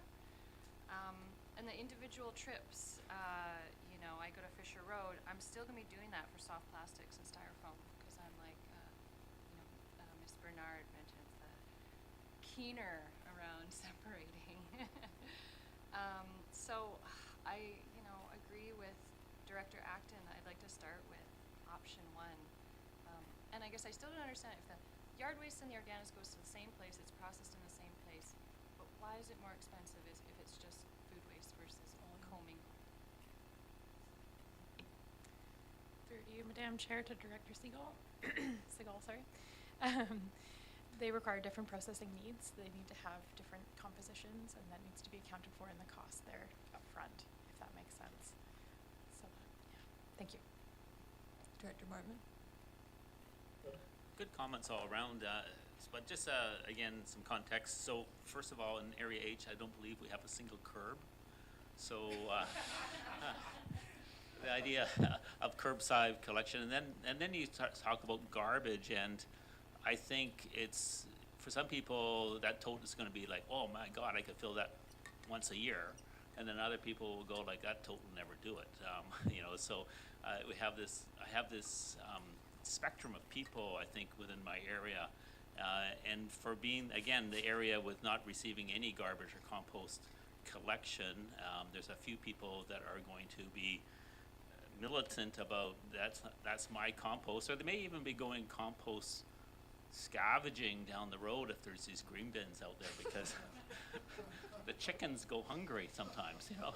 So you know, that's and I guess the point is that we're very rural, and so this would be a change, and so I can see the benefits of one day perhaps having everything, but I think that's when we have curbs in our community, that's we'll get there. But I think option one for me is what my community will reluctantly move towards. Thanks. Director Deck. Thank you, Madam Chair. I just have to say that I'm in favor of option two. There have been many in my little community of Yubo that, and I'm sure it's well, obviously elsewhere, that are concerned about bears getting into their bins, and taking away the yuck factor would also take away much of the worries that people have about bears.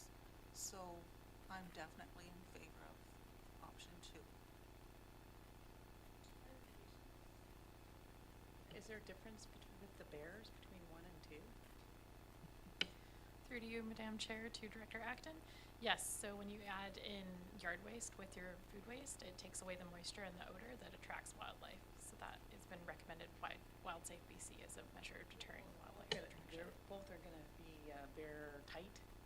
They have the bear-resistant totes, but this reduces the smell that attracts the animals in the first place. The clips there are not necessarily 100% bear-proof.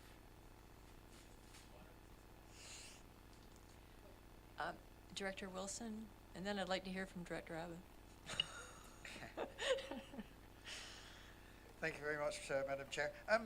Has there ever been any thought, there are going to be, one of the things that was brought up was the extra cost, and people finding it really hard, and those people, and there are a lot in my community who are really struggling to find another $300 a year, considering that they already don't have to pay that. They do it all themselves.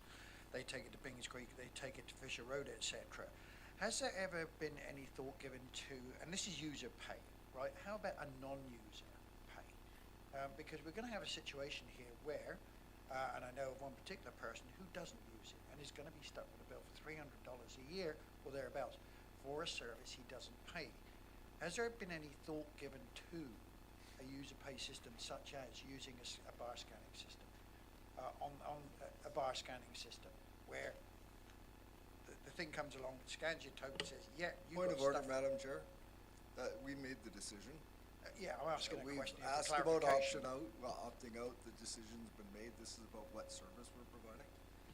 Yeah, and thank you very much for that, but I'm looking for clarification for my own people who live in my area. Has there been any thought to giving this as a non-user pay? Through to you, Madam Chair. So we worked with a consultant, Morrison Hirschfield, who did a scan of what is commonly used for curbside collection. And what we're recommending here is aligns with best practices, to answer your question. Director McClinton. You're good, Director Abbott. Madam Chair, you asked for my input. You may regret this. I am a fervent fan of everything to do with garbage and recycling with the CVRD. I own or rent the biggest bins possible and am excited to get more bins. My garage, which my wife despises, is a recycling mecca, complete with cans. I collect cans as I bicycle through the area. I do have buckets of glass jars, and we have a legal suite. And a recent arrival from Toronto got a lesson last evening on all the buckets, and she said from Toronto, we just have one bin, it all goes in. So I think Area D is small in geography. It's close to places like Fisher Road, so it's really easy for us to get to. We're already enjoying great service. I don't share as some of the other curbless areas have. They have challenges. So I'm a firm believer in option 2 with glass. Thank you. Now we're all clear. All right, any more discussion? Would someone like to make a motion? And I've got a seconder. Any more discussion on option 1? Call the question. Oh, Director Martin. So I think we are lining ourselves up for splitting our vote. So I want to appeal to those option 2 people and their sense of working together, because I think this isn't all or nothing, because we're not saying do nothing. We're doing something significant. I think my appeal is really going to be on the financial part of it. And you may say that this is, you know, $30, $40, $50 difference. For my area, this is brand new $300, well, minus the recycling part of it. So we're talking $200 per household. And I think that's a significant hit when we're going into budget already. And so I guess my appeal is, let's start with this. We're going to get feedback. I think there's a good idea about getting that post-survey. Did this get what we wanted? Let's move ahead. This allows us to go incrementally. We will get where we want, where the community wants us to be that way. And I guess that's my spiel. Thanks. Director Deck. For me, the yuck factor and the fact that, and that's one of the major concerns that my residents bring up, is the bear attractants. And if there's a delay in picking up the garbage, that's when people get really concerned, and I get lots of calls. So for me, the option 2 with the additional yard waste will make the difference, will make my residents happy. Anyone else? Director Morrison. I understand the thinking and the going, you know, I wouldn't say timidly, but incrementally. The problem is we don't, and we won't. If we go with option 1, it'll be 5 years at a minimum before we consider adding the yard and garden waste. It'll be another 5 years before we consider adding glass. So much work has gone into this. I think staff are giving us a pretty clear picture that they're set up and ready to go with whatever we do. But option 2 is so much preferred, and I think this is one of those circumstances where we be bold, we give the community what's best in this circumstance. And I like your appeal, Director Martman, but I'm pretty firm on option 2, and we'll be sticking with that. Thank you. Okay, call question. All in favor with option 1, the bare bones one? And all opposed? Motion was defeated. Would someone like to move option 2? I have a mover and a seconder. Call the question. All in favor? You'd like to talk about it more? Just question. So through the staff, that's it, right? There's no option 3? Is that right? And other than removing glass? Through to you, Madam Chair. I mean, realistically, you can create, so we have 4 options that were presented to the community. You saw what their preference was. It was a close tie between 1 and 2. If you so choose and think it's better to go with one of the other ones, like say you want to have food waste with glass, you may choose that, but you've also heard all the other comments. Is it possible for you to, for us to do the bare bones one and then people could choose to upgrade and pay more for putting yard waste in a thing. Would that be possible? Because it's really, we're trying to service people who are more suburban, and then we have these mostly very rural properties, which, you know, it's a challenge to make everyone happy. It is a challenge to make everyone happy. I think administratively it would be challenging too, from an operations perspective, to try to split it. So my recommendation would be to choose one or the other. All right. And Director Mopinton. Just like to add a comment. I've heard it a lot that, you know, I may not be using this service. We all use the service every day, whether you're taking the garbage there. Your neighbor who has 5 kids, their garbage is getting picked up and isn't being piled next to you. I have a hard time with this. And I know it's an increase, but compared to some of the other things we got on our docket, I mean, this is a pretty good cost for the value you're getting out of it. And, you know, this is something that we can do something about. So, you know, I'm just kind of sitting back because you know, it's here. There's lots of people passionate about it, and I know there's some areas that didn't want to see this come through. But I mean, this is like our bread and butter. This is, you know, no pun intended. This is what, you know, regional districts are supposed to do. So, just fully in support of option 2. Director Acton. Thank you. I was trying to hold myself from speaking, but I know it's getting late. Yeah, this but is I don't like the R12, word but bare that's- bones, because that is not a bare bones service. This is like better than most municipalities. And I like Ben's approach of like, let's work together here. Like, there's 4 areas that are getting put into this service that had no service before. So let's bring everybody along and then work out the kinks.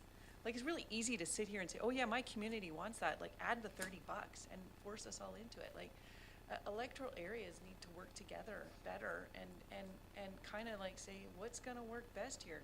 We don't have good choices here. So I think it would feel better if we all were like, yeah, okay, win or take. That's the best negotiation, is when both parties feel like, I don't know, did get or not, instead of being just forced into it by one vote. So if there's one person out there who would like to reconsider, and maybe we sleep on it for a couple weeks, speak up now. Ms. Hardy. We had an excellent appointment. In terms of costs to what you have in front of you is based on the analysis, right? So right now, so if we delay it, let's say you wanted other options later, it will cost more. So that's another consideration.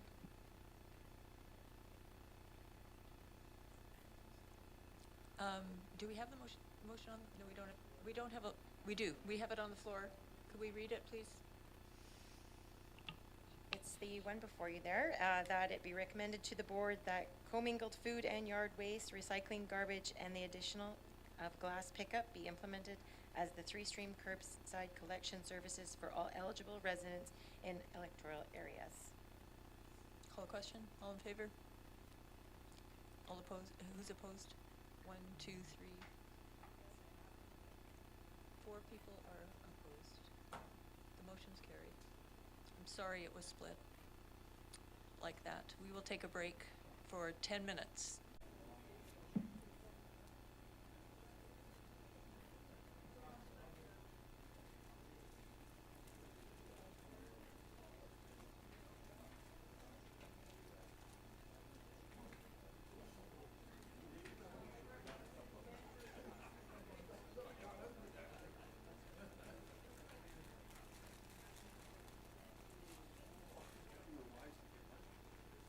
That sandwich, yeah, definitely.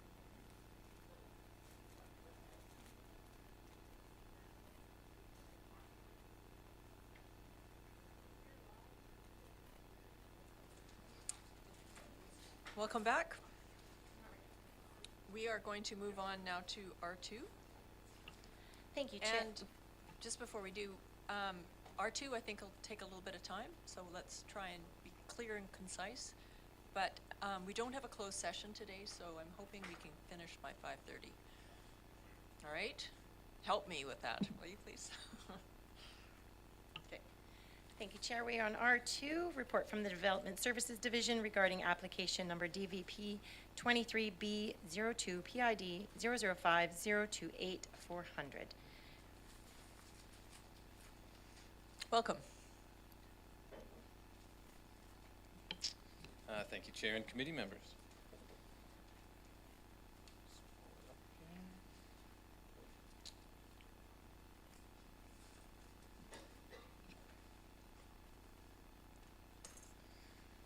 So before you for consideration is Development Variance Permit Application DVP 23B02.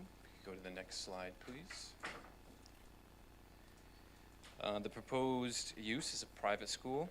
It is permitted in the P1 zone and is located off of Shawnigan Mill Bay Road in the Shawnigan Village area. Next slide, please. Primary access to the site is off of Shawnigan Mill Bay Road through an access agreement with emergency response access along the panhandle portion of the parcel. It's proposed to be exclusively used for emergency access, and that was through dialogue and discussion and comment from the fire department. The three-story building, as proposed, would accommodate approximately 150 students and will include ancillary offices, eating spaces, boarding facilities, faculty offices, and a motion capture studio. A total of 70 on-site parking spots are being proposed, which does meet the zoning requirements, 38 of which would be surface level, and the remaining 32 would be underground. We've already moved to the next slide. So a height variance of 4.99 meters is being proposed for the proposed building. That brings the total building height to 16.99 meters. The permitted zoning height is 12 meters. The applicant is also proposing to vary the rear yard setback from 6 meters to 2.4 meters, and the side yard setback from 6 meters to 3.1 meters. And this is to accommodate the proposed building. As mentioned, the use is consistent with the permissions of the P1 zone, and the proposed development will be subject to a few development permit areas: the riparian protection, sensitive ecosystem, aquifer protection, wildfire hazard, and the protection of farming development permit areas.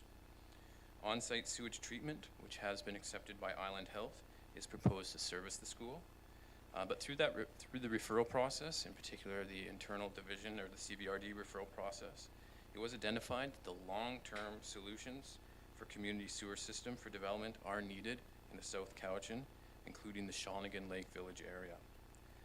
So a staff recommendation, if directors are considering approving the variance request, would be that as a condition of approval, covenant be registered requiring future connection to any community system when it becomes available.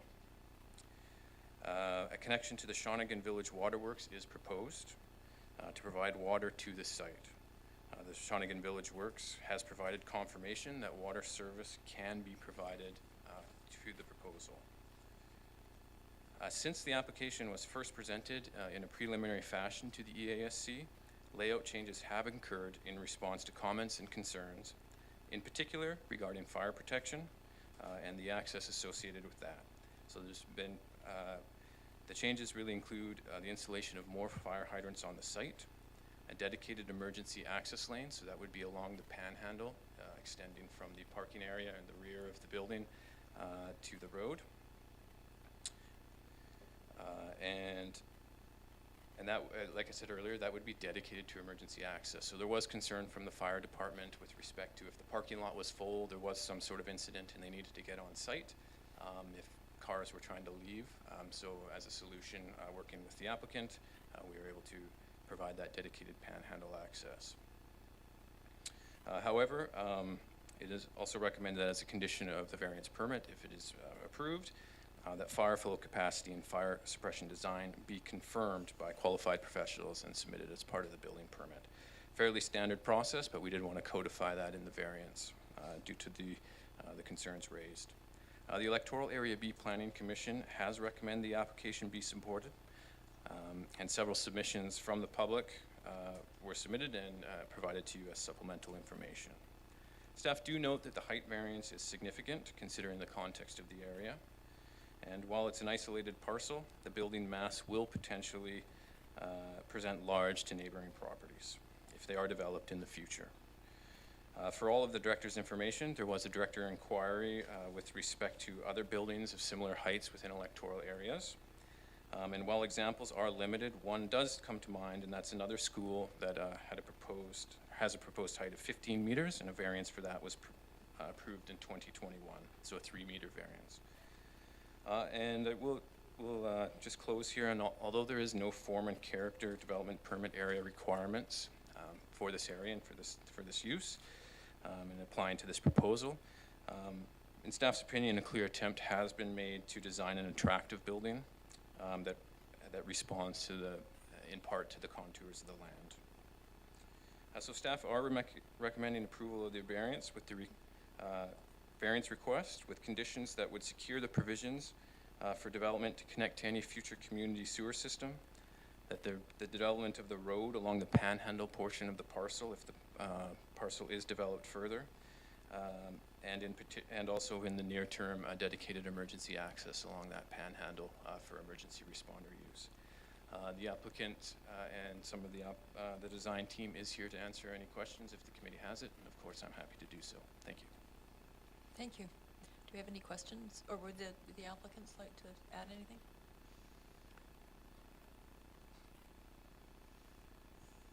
That's a good time to do it now. Thank you.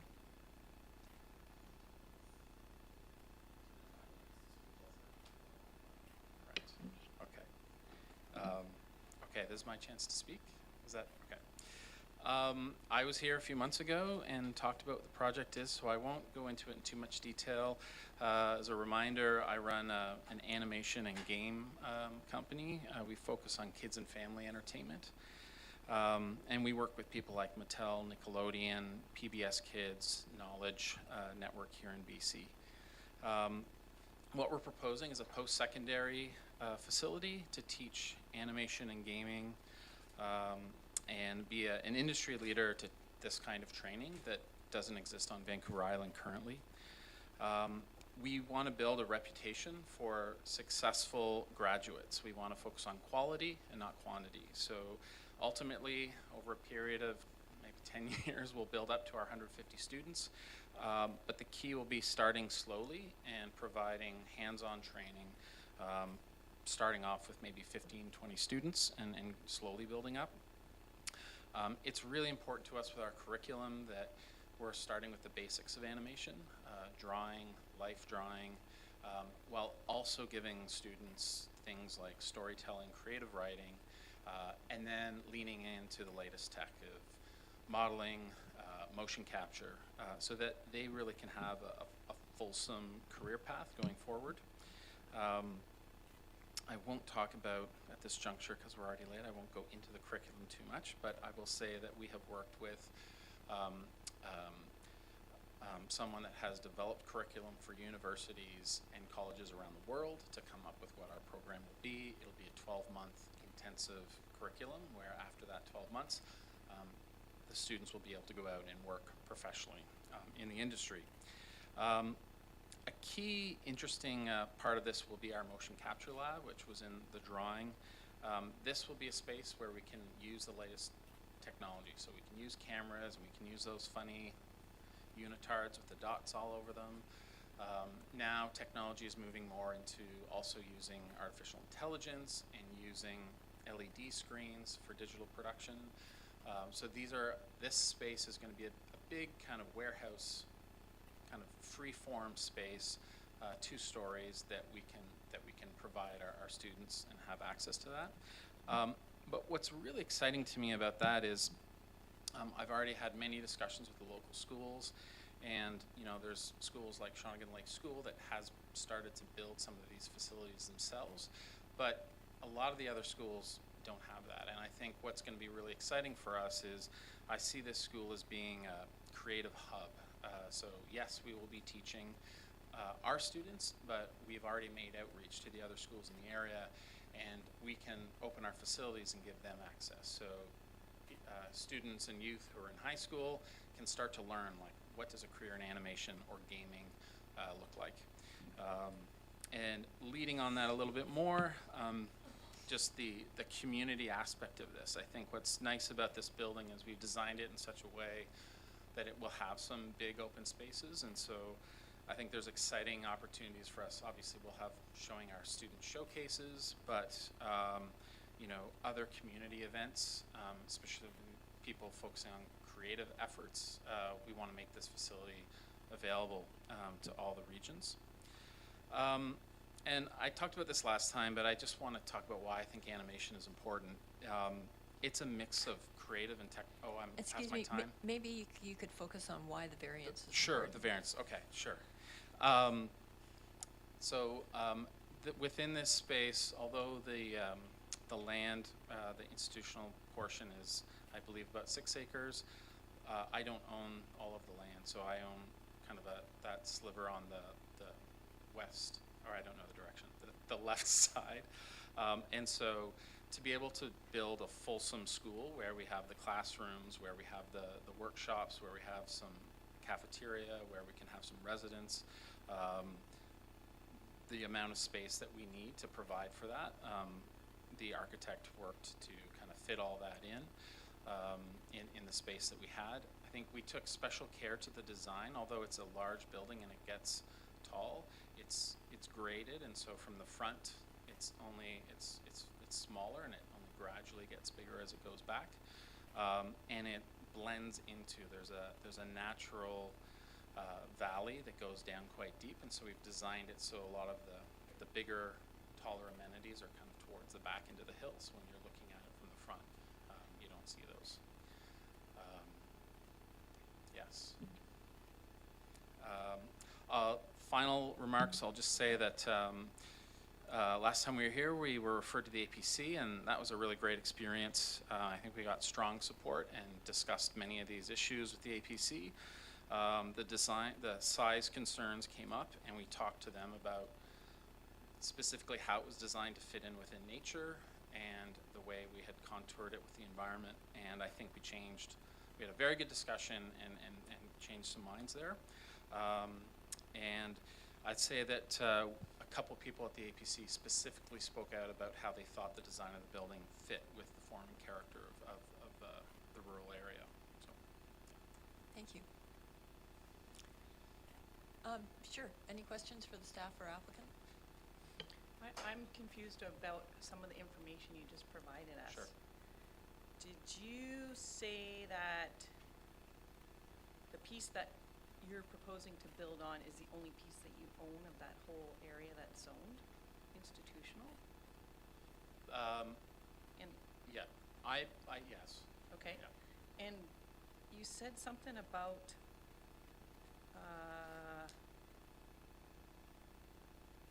maybe only about 15% of the students at first, because you said 20 students, so like out of 150 proposed. So are you proposing to only build out that amount of facility, or are you just proposing the full No, for I just, the 150? I'm Like, just indicating That this doesn't will, make any sense to me. okay. I was just trying to articulate that we want to grow this slowly, and it'll take time for us to get up to the 150 students. I think when it comes to construction, there will probably be some sort of phased approach to building it. Yeah. Does that answer it for you? Or? Yeah, and what was the piece that you mentioned about the 2-story? I don't remember seeing anything. I've read this report a few times. Sure. Anything about 2 stories? You said 2 stories.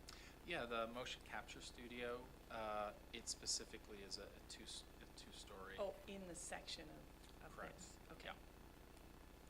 Director Morrison? Yeah, I think I'm having a little bit of confusion on this too, because we're here specifically to talk about variances.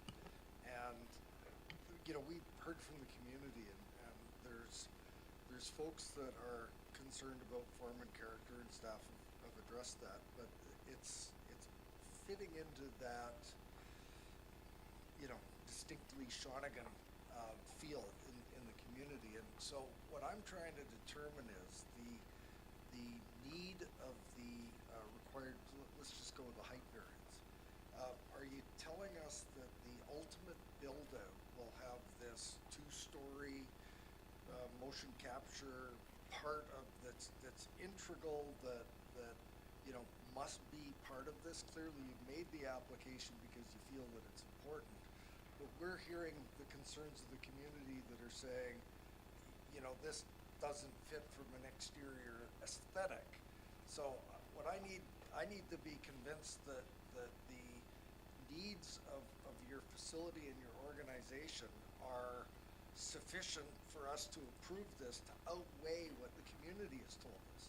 So is there, if that's an integral part of this facility, you know, are there other options to mitigate the concerns that we heard earlier? Are there, you know, instead of going so high, can you build out wider? That's what I think I need to hear in order to make a decision on whether or not these variances are appropriate. Right. So could I just to clarify, I think the building is actually mostly 3-story, and that part of it is only 2-story. Correct. But the general gist of it is, do you need to go up 3 stories? Right. 4 stories, however many stories. Did you want to answer that? Hi everyone, my name is Tanisha Eberts. I'm a planner working for Paul. I think I might be a little bit more appropriate for the technical questions. So to tie it all together with your questions, if we could go back to the site plan that was in the slides, I think it will help everyone.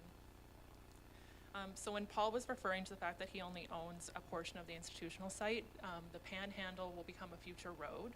So with this development, a condition of the DBP is that a road reserve covenant be put into place. So imagine that panhandle road now cuts the property in half. Paul only has the left side, or the western side of the property. That side of the property has about a 10-meter grade differential. If you're kind of standing at if you kitty corner across, kind of going northwest. So the building itself is 3 stories, and where the height variance comes into play is because the needs of the building have been put all together and connected into this kind of 3-winged approach. It gets measured from average grade over quite a large area. So there are 7 points on the outside of this building where the grade was captured. The average of that determines where the height is measured from. So it's a 3-story building, and if you're standing in the front, perceptibly 1 to 2 stories, but technically has a 4.99 meter variance over what's allowed in the zone because of that kind of grade differential there. You can see it in your architectural package on the first page. It kind of indicates with the blue line where average grade is. It also indicates the kind of setback variance that we're looking for as well. There's also an additional attachment, I believe it's attachment D, where you can see the massing from the front and from the street and sort of midway on our current access, just to get a better sense and feel.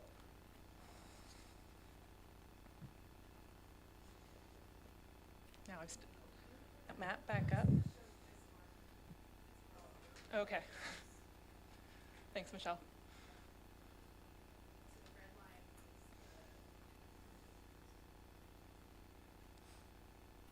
If you scroll over that way more, so you see where average grade is and that it cuts off quite a bit of the building that falls into that valley that Paul spoke of.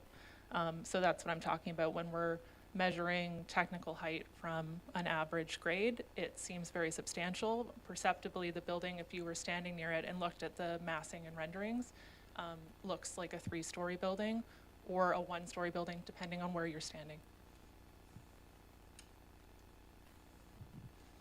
Director Martin. I think it's relevant for this case about the variance is the need for the 3rd story. I'm calling it the 3rd story. So what's the purpose of a 3rd story? Is it because you need an auditorium that big, or you're doing something that's specifically that you couldn't put it in another type of architecture? Through the chair to Director Martman, it's It's literally just because those two pieces of the building are attached and the math. So it's not a design choice of we need this vast ceiling. It's more for the building to be one building, situated how it is and designed how it is. It leads to that significant variance in height. So there's no reaching for a larger ceiling height in any way. It's more just because physically this is what happens when you connect a higher point to a higher point over a valley. And so if you break this down further, then, so what would be the purpose of the third floor? Are those classrooms? Are they living quarters? Are they, like, what's the purpose of the third floor? The third floor, I believe, on two wings of it are classrooms or ancillary like spaces. It could be office space for faculty. And then one of the wings is the boarding and residency.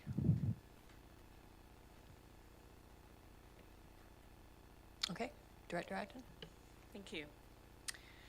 Well, first of all, I think the community is agreeing that this is a really interesting opportunity, and most people are excited. You're always going to have some people who are not. But they do understand that the zoning's in place, and the community understands that there's a variance thing. And I don't think dismissing it as nothing is nothing, because this drawing shows me that it's certainly 5 meters more, and the school referenced was Brentwood. And now that it's built, the community, it's not superficial. And this is a very divisive ask. It's extreme. Like, why do we even have bylaws in place? So it is also an ask because you're referencing a future development that doesn't exist yet. And so you're asking the community for something. We have neighbors that are affected. We have, like, the ask is actually very substantial. If this ask, it could be part of this whole other development because it's actually like a rezoning.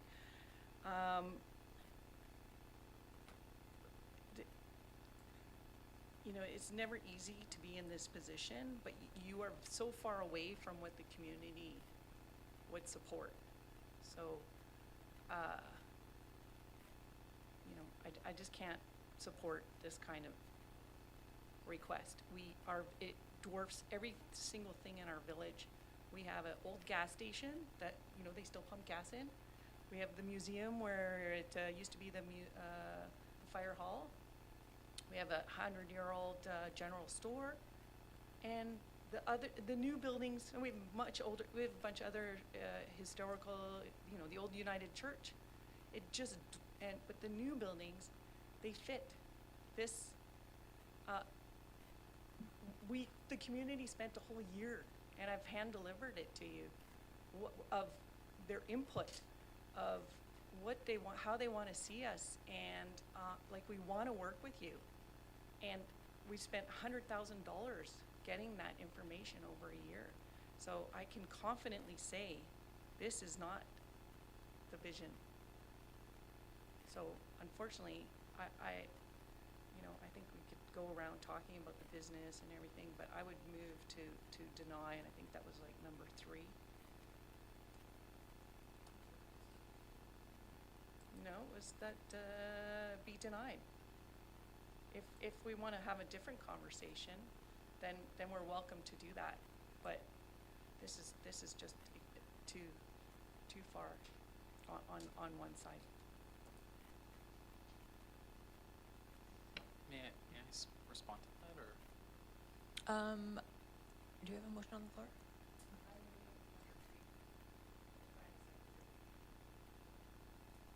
We have a seconder, so no, you can't. We're going to have a discussion now. Director Acton. Segal. Yeah, I just wanted to share, I was on the APC when we approved the height variance for the other school that was mentioned, up to 15 meters, and it's really hard to envision what 15 meters looks like when living in a community that doesn't have any buildings that high. And so I think we do need to be really informed and take care with this decision.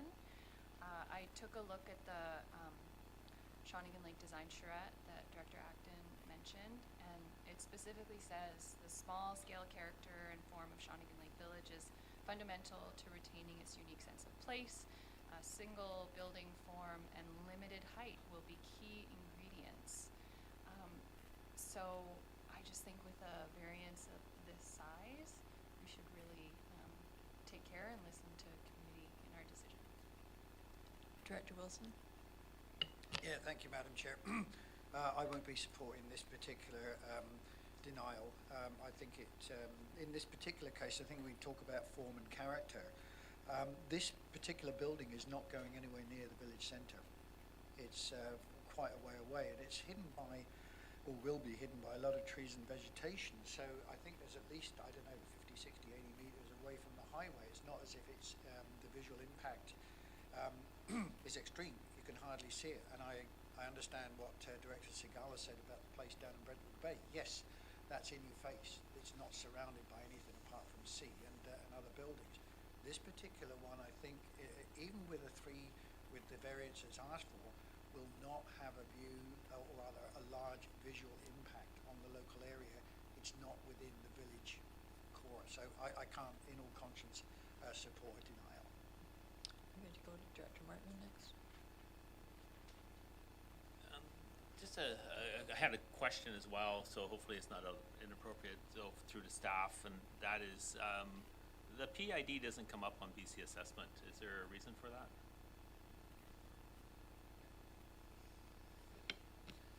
Through you, Chair, to the Director, I would have to look into that, but not sure why that would be.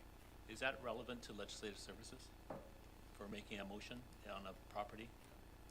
Yes, if you'd like to make a motion to look into it further. No, if we're making a motion based on a property that's not correctly PID'd. We would have to clarify the PID then before the motion. So I guess if that's correct, maybe we would have to refer this back. Through the Chair to the Director, may I suggest that as this would come to the board in a week, and this would just be a recommendation, we could confirm that detail. Okay, thank you. Yeah, thank you. Director Abbott. Thank you, Chair. I have to echo my Director Wilson and regret going against Director Acton's motion. I believe that the south end of the Cowichan Valley Regional District prides itself in its educational institution. St. John's Academy, I believe, is going to go through a major retrofit. Shawnigan Lake School, which I know something of, has done something similar. Brentwood, and the siting of the building and most of the 5-meter increase is pitched roof, steel roof, which is absolutely required in our. I mean, I could see us pushing this, then flattening the structure, and we now have a flat roof in a highly water-based, weather-prone part of the world. So I regret, I too will not be supporting the motion on the floor. Yeah, Director Acton. I would just like to add, I appreciate that. The scale, so it's twice the variance that Brentwood requested. And Brentwood is in Mill Bay, where we have Thrifty's Mall, a few malls actually. And so to compare it, it is, they have sewer, they have water. This is something, it's just out of, the scale is completely massive, and it is our village. It's right there. It was all part of how we envision our community. So it's not the same visual, and it's not about the business. We embrace it. We like the possibility, but we would also like to not, the thing was always keep the Shawnigan in Shawnigan, and this, there's nothing, the scale does not say Shawnigan. And that we're about size, and if we look at the topographical map, it is so squashed in there in the corner that it's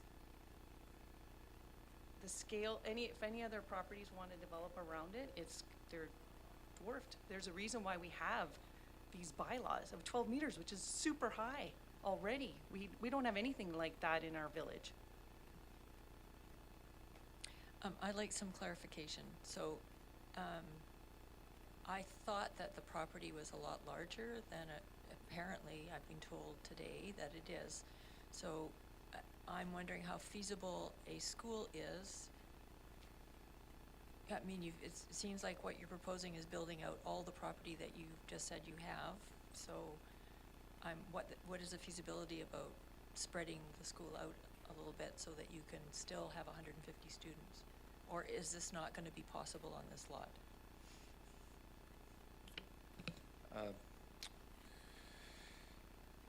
The property is 2.12 hectares in size, so just over 5 acres. The zoning, and I don't have it in front of me, does lay out parcel coverage requirements. This present proposal does not, doesn't max out that parcel coverage. So it does leave room for additional development on the site if that was proposed, but the application before us is for the school in this location. At this time, there is no other development applications on this parcel or some of the surrounding parcels, because I do know there has been chatter about that. But I don't know the full extent of the development plans that any individual property owner may have. So, okay, thank you, Director McClinton. Yeah, this is a tough one, but just kind of going through some of the material and looking like Shawnigan, just having gone through their local area plan, as a director that's going through that right now, I know the sort of blood, sweat, and tears you put into that, and the community members that speak to that. Having been to Shawnigan many times, this certainly doesn't seem to fit with that village area of Shawnigan, and it's really challenging. Is somebody who spent way too much money on my post-secondary. I'm in support of this kind of opportunity, but I don't think, it's just a little disappointed to see something that misses the mark. And I do think there's a way forward, but I think we've got to balance both things here. Reluctantly, I'll be supporting the director of the area. I just think there's an opportunity to sort of meet in the middle on this and provide something that's going to make more people happy than not. So that's where I stand on it. Director Wilson?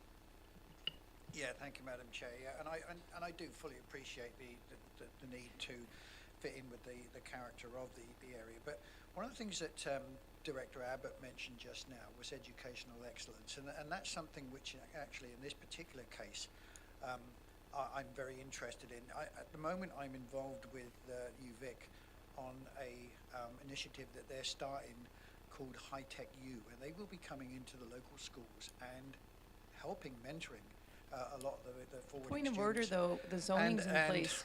And I'm getting to the point, if I can just be given some time to put some background in here.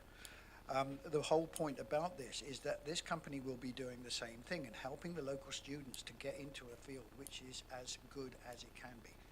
I honestly do see a need for this expansion from the point of view of the education of our children.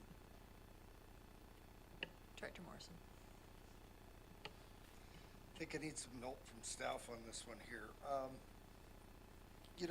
I view this as an opportunity for not just Shawnigan and the village and the broader community in the region.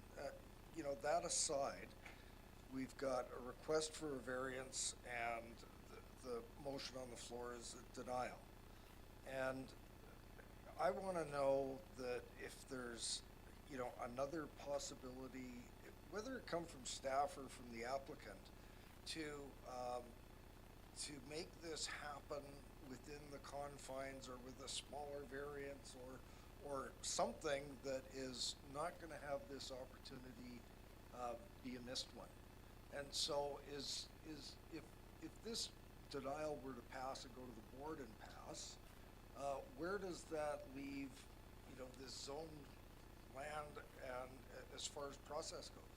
Is there the ability for further discussion?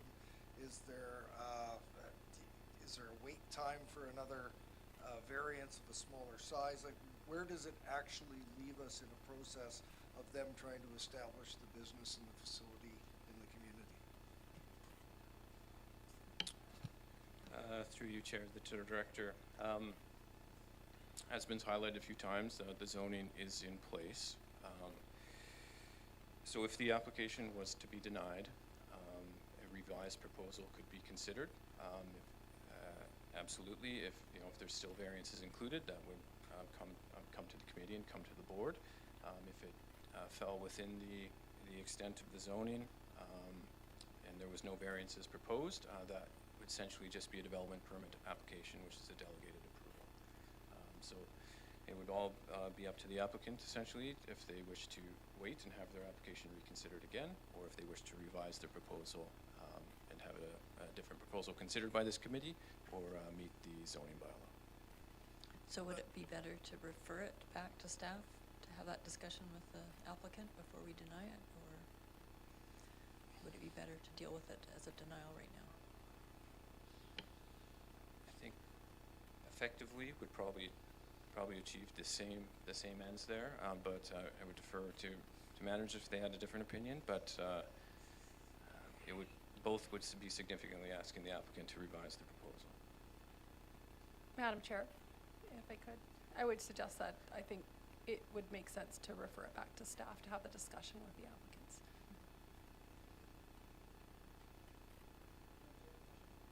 Director Wilson? Yeah, just for clarification, I see that it went to the Area B Advisory Planning Commission. Was that part of the process that it automatically went to the Planning Commission, or was there a request to send it to the Planning Commission?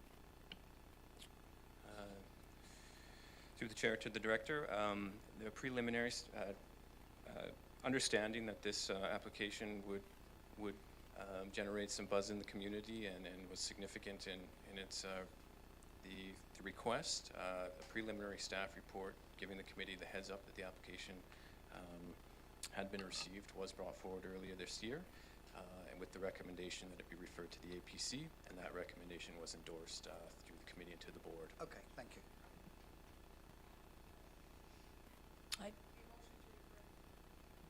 Motion to refer.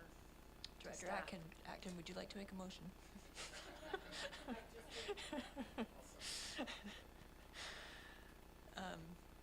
Director Segal?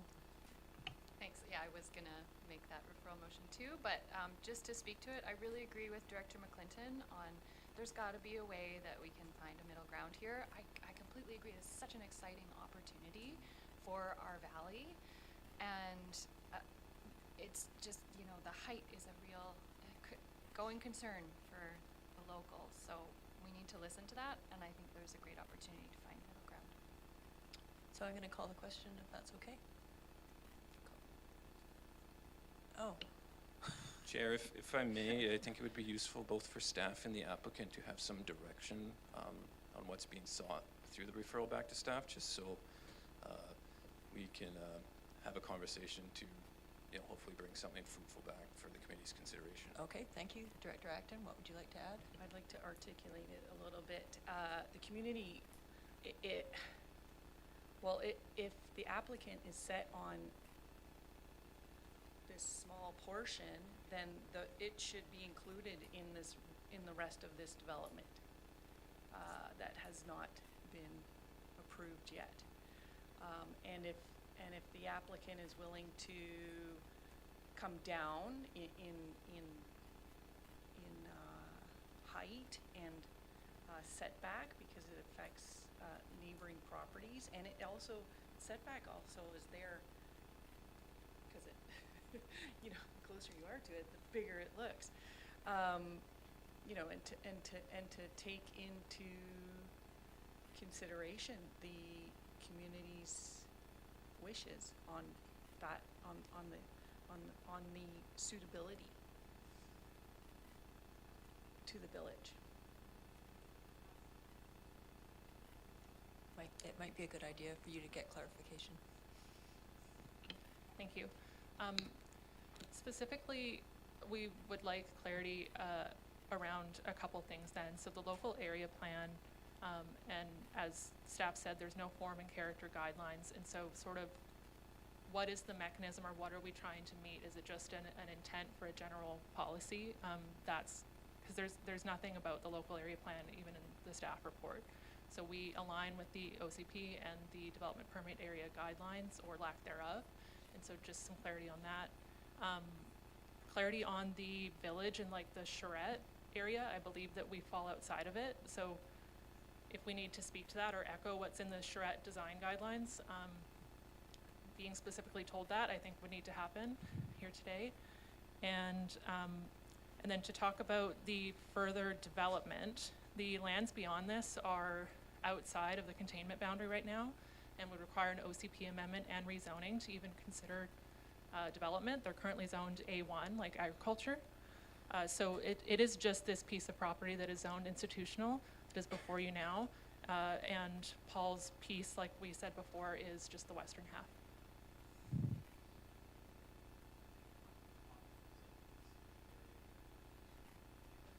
I just wanted to talk about the form and character. I think we looked at the charrette and thought very hard about how to design a building that fit in with the community. And I think that's reflected in when we went to the local APC and we were able to talk through our design decisions and how we designed it into the valley so that it would appear smaller. That's kind of going against us here because we're in the valley, the way the math works, it looks like it's more of a variance when really it's not. And in talking that through with the local area, I mean, I think the point of going to the APC was to get the community's take on this, and it was a very sound decision in our favor. So I find it hard to conceive that this is not what the community wants when the APC voted resoundingly for it. And just comment that I had a vision to bring this to the area and create a new kind of economy, creative economy. And this process has been drawn out now for quite a while, and it's been a huge financial burden. And extending this further will make this project hard to complete. Thank you. Director Atkins. This building is going to be there for a very long time, so getting it right is really important. The variance is not superficial. Even from that drawing, it's still 4.66 meters, which is double of what we've seen anywhere else. And they did bring up the form and character, and then they were told they weren't allowed to talk about that. So, and it wasn't resounding. It is clear the community likes your business ideas, but the scale of it is not. And just the design area was only a little bit smaller because it included your other property, and it's not like a block away people's opinions change on how they want to see our community develop. So it's the community's not prepared right at this moment to. We're asking for a little bit too much details here. Like there hasn't been any outreach to the community on how can we do this better, how can we move forward. That conversation needs to happen. But right here in this kind of style is not really it. So if you want to go back, I think the applicant could go back to staff, and then we could have some meetings around this. But it's like the community's position is, and we've heard it, lots of emails, phone calls, everything. It's too high. It affects a lot of people, and it's too close to the setback. The fact that your piece doesn't fit, this is like news. And APC, this is like somebody buys a spot on the lake and they're like, oh, but it only fits a cottage, and I want a mansion. Well, this is, so it's kind of too bad. Thank you. Mr. Brown, where's he gone? Have you got enough information now? Through the chair, I think we could try to parse some of it. It still will be a difficult conversation to have. So the height variance is a major issue that we would like to see addressed, and the kind of fitting in with the community would be a nice thing to do too. it'll be a prerogative of the applicant of whether they wish to bring something forward again, but we can have that discussion with them. Yeah, thank you. Okay, so I'm going to call a question to refer this to staff to work with the applicant. Sorry, Madam Chair, a quick question here, if I may, for clarification on my particular point. This goes back to the staff for referral and a relook at it. To work with the applicant to see. Okay. If this, let's assume that this would fail, would it then go back to another vote on something else? Because I don't want to go back to denial. I do not. I'm going to vote in favour of referral, but reluctantly. Well, I'm not sure if it's something, if it'll come back here or whether the applicant will choose to walk away or whatever. Okay. That remains to be seen. Are we okay, everyone? Let's call the question. All in favor for a referral? Anyone opposed? Motion's carried.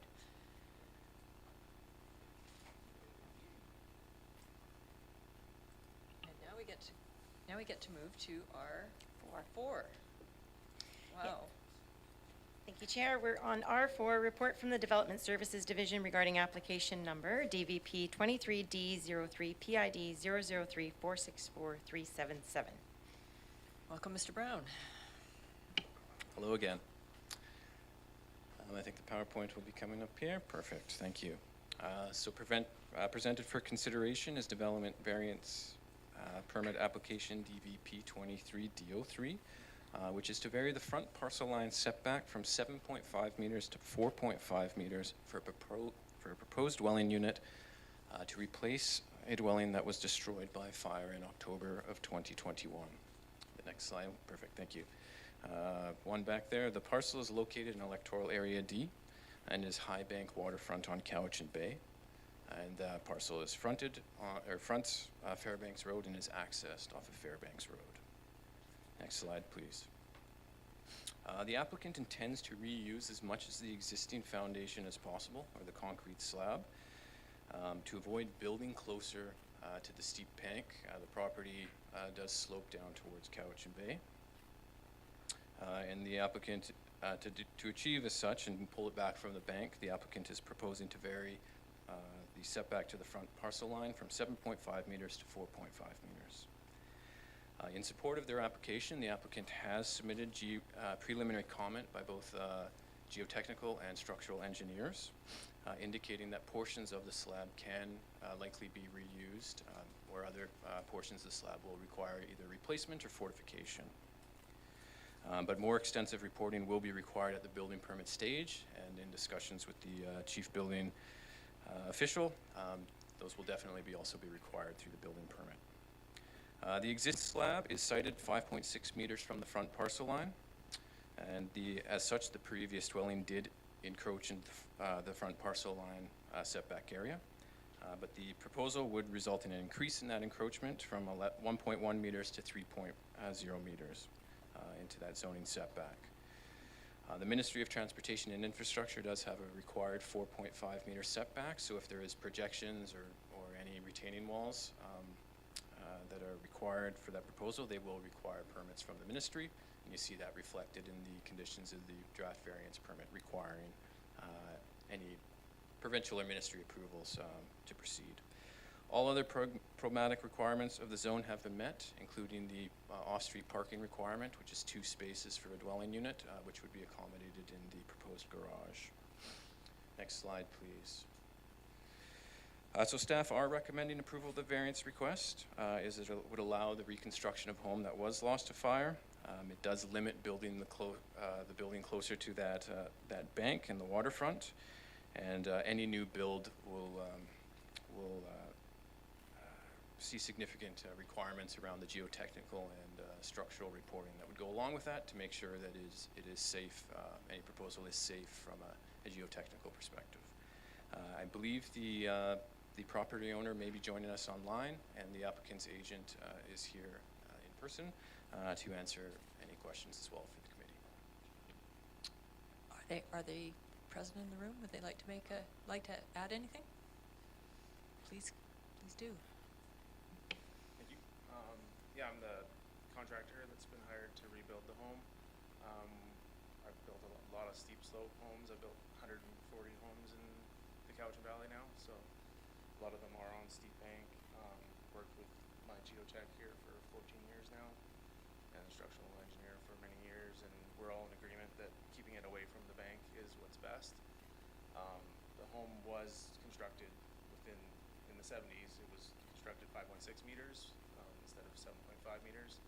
There's no real record on file as to the building permit back then or anything, so essentially we're trying to reuse as much of the foundation as possible to save costs and also disturb the bank as little as possible. We don't want any erosion problems or anything to happen.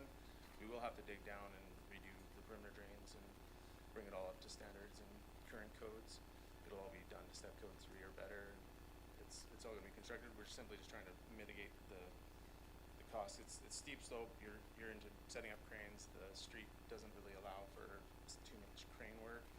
We're trying to create more off-street parking for trades because there's been problems in the neighborhood with other contractors that have built and the trades block the street, and garbage pickup can't happen on days that the trades are blocking the street. So we're trying to plan this build out so that it allows us to work with the community, and I like to go into a house build when I don't offend all the neighbors, and then they sort of don't like my clients because of something that we've done. So we do try to lightly. I've built 12 homes in Arbutus Ridge successfully, and a lot of those are on steep slope as well. So it's something that I definitely think this is the right move for the lot, and I do design my houses to fit onto the lots and work with the environment. So any questions of me? Great. Any questions for, sorry, I didn't catch your name. It's Bob Thompson. Bob, any questions for Bob or staff? No? Director Abbott.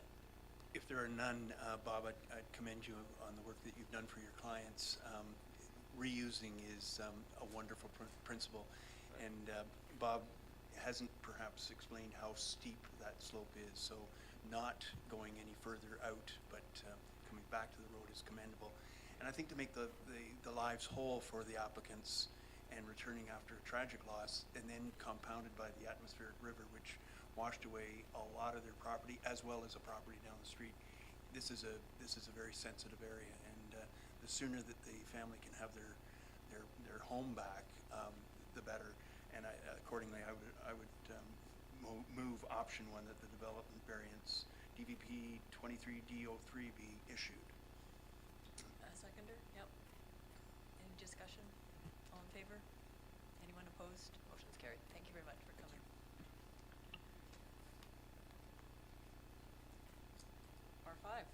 R5, Chair. Report from the Development Services Division regarding application DVP 23D04. This is 4681 Caspian Place, PID 029746914. Hello, Mr. Buchan. Evening. Just waiting for the slides. So thank you. This is an application for a development variance permit for the property located at 4681 Caspian Place. Next slide, please.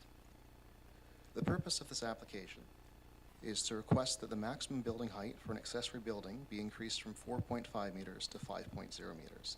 This height variance is to accommodate a building that is currently under construction and measures 4.99 meters from natural grade. Next slide, please. The accessory building shown on the screen here is located at the rear of the property. The site plan is also in the report, and there are pictures of the building in one of your attachments. That should be attachment D. Next slide, please. Part of the reason for the variance is that the design of the building was changed during the construction process. Amended building permit drawings have been provided to the CVRD. Building inspections has been consulted and are prepared to issue a building permit if a variance is approved. Right now, the height is the issue at hand. Next slide, please. Staff are recommending that the variance be approved. Other options, either for requesting further information or denying the application, are detailed in the report. I'm here for questions, and the owner is available in the room as well. Thank you. Would the owner like to add anything?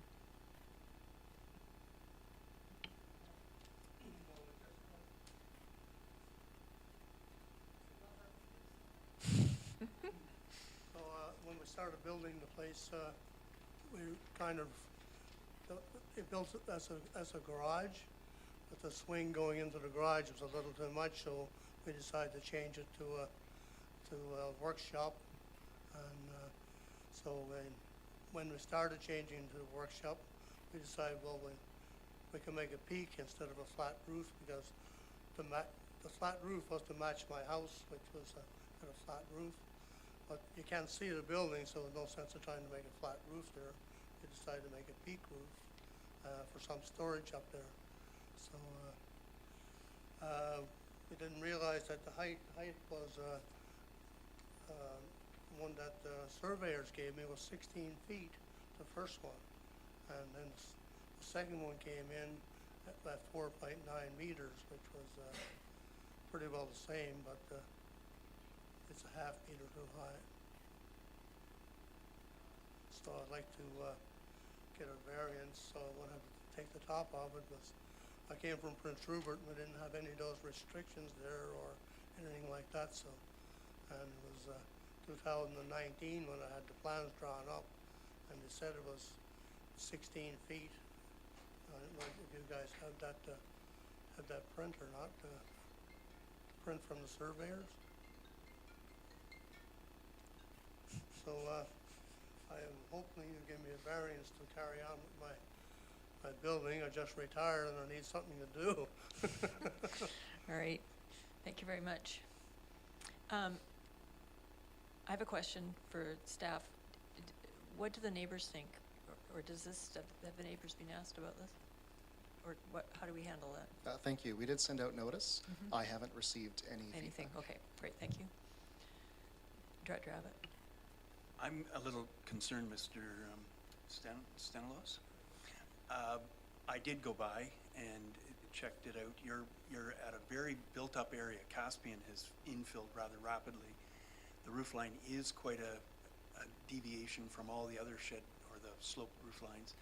And what started off as a workshop with a two-piece washroom has morphed into a three-piece, a dishwasher, a kitchen, a loft, partition walls.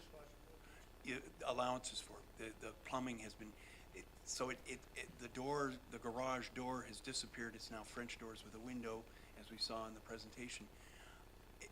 I don't know what happens when a plan goes in and it comes out looking a lot like an auxiliary dwelling unit, with more pressure on a very built-up area with parking.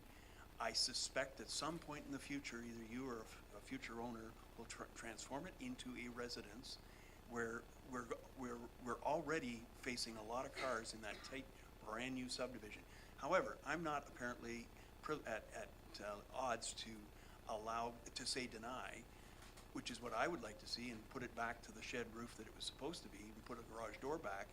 But I would like to offer option 2, which is defer it back to staff, because it just seems that we get proposals years ago and they change dramatically. This isn't just a minor variance. Staff lit on to the height variance. I'm wondering about all the interior changes, the partition wall allowances. There's only one partition wall in there, the one that I put in there between the washroom already had a partition wall, right? You had the partition wall off your washroom. So the other one I put in there, separate the workshop. I was going to put on the outside, have a whatever pool table or something for my rec room, and the other side was storage. So I put a partition in there and a door between the storage and where else. Okay, and I don't want to take up what's already a long overdue meeting, but rather than me motioning that we deny, I think this should go back to staff. I take counsel from other directors that have advised me, had you taken the appropriate action and come to the building department and offered the changes, would they have happened? Would they have been approved? Very likely they would have. Well, I didn't know. I took the inspector through the whole place and showed him everything, and there's no options for a dishwasher. And there's only an option for, I put in a shower in there. That's the only thing I added. And Okay, so I'm going to interject here. So, Mr. Buchan, would it be useful to have a referral motion at this point? I think it would be helpful to have some clarity on the direction that's being desired. Are we looking for Yeah. options to change the design of the Right. building that's there? Are we looking for some sort of commitment from the owner? I'm unclear on what that might look like. Well, So Director Abbott, if you'd like to make a referral motion, you need to explain what you'd like to have addressed. how a plan for a simple garage workshop can have transformed into what looks like a house for a small house is provision for finishing it as a house, and I don't know who to refer to. I would dearly like to deny it, but I think that's a little unfair. So I think some of this might be addressed on page 4, and thank you for bringing it up. So the building inspector did advise that during the regular inspection process, that it was identified that there was deviations from the plan, that there was some rough-ins for potentially what would have been a suite. They brought the owner in, they explained why that would require amendments to the building permits. They looked into the options for a suite, decided not to have the suite, so that's been taken off of the proposal.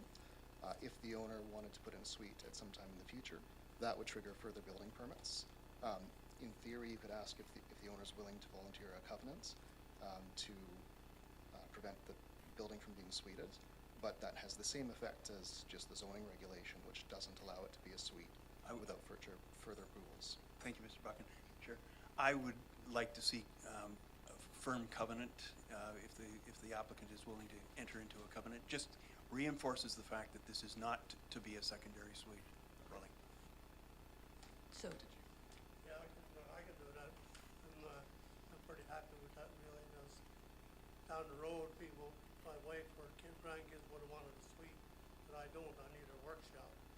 Although I have a big house there, and just me and my wife, not interested in a suite, not interested in rental units. Okay. So I'm just, Then accordingly, I would move option 1 with a covenant that we approve the height variance so that you can have a very fancy workshop. so option 1, subject to a covenant. Do I have a seconder? Just in terms of some clarity there, a covenant does have to be voluntary on the part of the owner, so I think you could volunteer the covenant and bring that forward for a yeah, future meeting. we've already signed with the inspector. We went through the prints and showed that there will be no rooms, just a shop. Were you there, Jim? No, I was Inspector Patrick. He signed off on each room, what it was supposed to be, what each partition was. Signed off that there was no suites, no, and the upstairs part, there was just storage. Thank you, Mr. Stenos. Already signed off on that. So my Thank motion you. would be to. Thank you. You can sit down now. Thank you. So, Mr. Buchan, please clarify for me, because I think we just had a. I think the proper way to do it, and management can jump in if I'm getting this wrong, is to defer it back to staff so that we can get that covenant volunteered and brought forward for a future meeting. Madam Chair, I don't want to dispute Mr. Buchan's direction. I think it is fine if you were to, in order to expedite the process, to recommend to the board that the variance permit be issued, subject to perhaps negotiation with the applicant on the registration of a restrictive covenant against use of the building as a secondary dwelling. Thank you very That would much. be fine. I move what Ms. Gerald Yeah. just said. Did you catch that? And do I have a seconder? I have a seconder. Director Martman? You know, sometimes I go down these rabbit holes and I just don't know how to get back out of them. So help Jump. me. No, it's down. It's way too far up. This is confusing me. I thought this is pretty straightforward. I thought we have bylaws in place, and I thought we had regulations in place that, you know, if someone is going to use a building that's not for its intended purpose, how are these? And I'm not even sure that staff is suggesting this, but are we putting covenants on, or asking people to put covenants on places that, can we even enforce these covenants? Like, what's? I'm going to turn to Like, Ms. Cheryl. I'm so deep down this, I'm not sure I'm even articulating it. So for the committee's information, the zoning, the R3 zoning, does allow accessory dwellings. They are permitted in the zone, but there is a size limitation. And I believe, Mr. Buchan, correct me, that this building would exceed the size of the permitted accessory dwelling in that, on that particular lot. Yes, so future applications would be required to Right. bring So- this as a suite. So in order for the building to be used as a dwelling, an applicant would have to come forward to request a variance to the size limitation in the zone. So having a covenant on the title would be, would sort of reinforce the requirement that at present it can't be used as a dwelling, but it would also signal to prospective or future owner of property that that building can't be used as a suite, which may not be readily evident to a future owner. Okay. I call the question. All in favor? Anyone opposed? Motion's carried. Thank you, Mr. Buchan. R6. Oh, 5 minutes? Oh, I know. R6. R6. We're getting there, though. Report from the Development Services Division regarding application number RZ21A02. This is Holcourt Place, PID 002062364.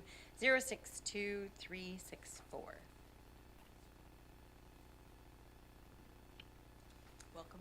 Thank you. This is an application to amend the official community plan and rezone the subject property at Holker Road. The PID is 002062364. Next slide, please. The purpose of this application is to redesignate the property from rural residential to industrial in the OCP and rezone the property from rural residential to RR2 to a light industrial zone. The end goal of this application is to facilitate a light industrial development and associated subdivision. The applicant is proposing to create up to 4 bare land strata lots, shown on the screen before you, with zoning to allow for light industrial uses. A summary of these uses are described on page 3 of the staff report and within attachment D, which outlines the rezoning proposal. For background, this application was received prior to the adoptions of the current development applications referrals policy, so some external referrals were sent out with the preliminary application package, and some responses have been received. Internal CVRD divisions have also received a copy of the preliminary application. They've also received a copy of the updated application package to review and comment on. All referral responses received to date are detailed in attachment C, and the draft minutes of the APC are also included in attachment A. Since additional information about the application is available, a second round of referrals to external agencies who only saw the preliminary package and First Nations is merited.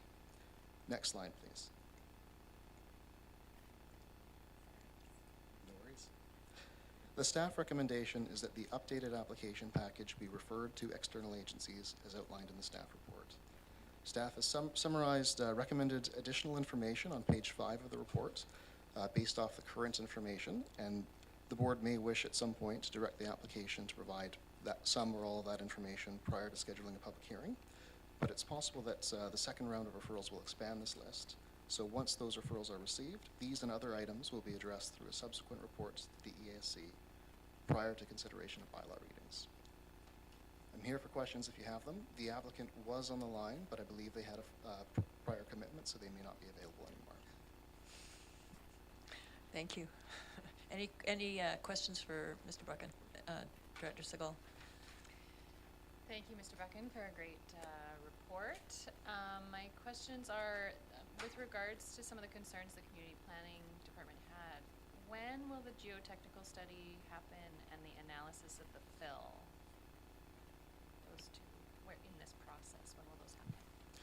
So that would be dealt with once we get all the referrals back. We would come forward with a time frame for when these items might be requested, as well as for some recommendations for the draft bylaws. Great. Follow-up question? Yes, please. Do you or management have an update on where the draft bylaws around the vegetation buffer and view corridors are for the scenic Malahat? Through the chair, I do not. I'm turning to... No, Mike's not here. Okay, that's fine. I think we have a number of times that this will come up for us. I do have some other concerns, but I think moving this forward to get information from the external agencies is fine, so I move number 1. Well, let me make sure there's no other questions. Sorry. Before you jump in there. Director Wilson? No, I was just going to second. Okay. So my question was around the uses that are proposed, they seem to be sort of not in line with our economic development work that we've done on what we need as far as industrial goes, light industrial. Just a lot more storage. And I noted, I think, Ec Development's comments, is there an option to rethink this part of it, or? Thank you. Certainly we could look at introducing provisions in the zoning bylaw to limit or eliminate that type of use. One thing that is a factor on this site may be the servicing, and storage may not need as much servicing as some of these other uses, so there is a desire on part of the applicants to have self-storage as part of the permitted uses. But if the board's not willing to consider that or wishes to place a limit on that, it may do so. And that could be part of the discussion that comes forward at the next EASC meeting when we have the full breadth of referrals responses, or that could be directed now for clarity. So I guess from my perspective, the Malahat is a really important drive from a tourism perspective, and I really think we need to put in place regulations that make sure that we're protecting that view corridor and there's a very good buffer, because I think that, we have a world-class destination now just across the road from this, and it would be really a shame to see strip development along the Malahat. And the appropriateness of boats on the top of the Malahat seems a bit odd to me. But so I just think we need to think about this a little bit more, and I don't want it to head down the process too quickly, would be my take of this whole thing. But I'm willing to support Director Segal's notion that we can manage this as it goes, but those are my concerns, and I'm just put them out there right now. Director Segal. I agree with all of those concerns, and I think that once we get all the referrals from the external agencies, it'll give us a bigger picture of what are the really important things to move forward to look at. So, can I make the motion? Yep. Move number 1. And it's been seconded by Director Wilson. Any more discussion? All in favor? Anyone opposed? Motion's carried. Okay, so it's 5:30. I'm sorry, we're not finished.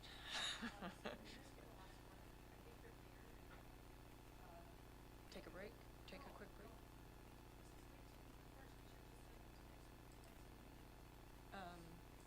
I think we can get through this. Yeah, I don't want to. Yeah, the rest are pretty easy. Should we do this one, or do you want a quick break? Okay, carry on, push on, okay. Thank you. We're on R7, report from the Development Services Division regarding application RZ 23 I-018 for 8930 Meads Creek Road, PID 000677108. Thank you. So this application before you proposes to rezone the parcel from R2 suburban residential to the LR5 lakefront residential zone to facilitate a 2-lot subdivision. Next slide. Might as well just show that. Thanks. The current servicing is an on-site septic system and surface water from the lake. The applicant is proposing to connect to the new proposed parcel to the private sewer system that services the LR5 zoned strata properties to the east. Staff have indicated in the staff report there's some uncertainty surrounding the long-term stability of connecting to the system since the parcels are not proposed to become part of the strata.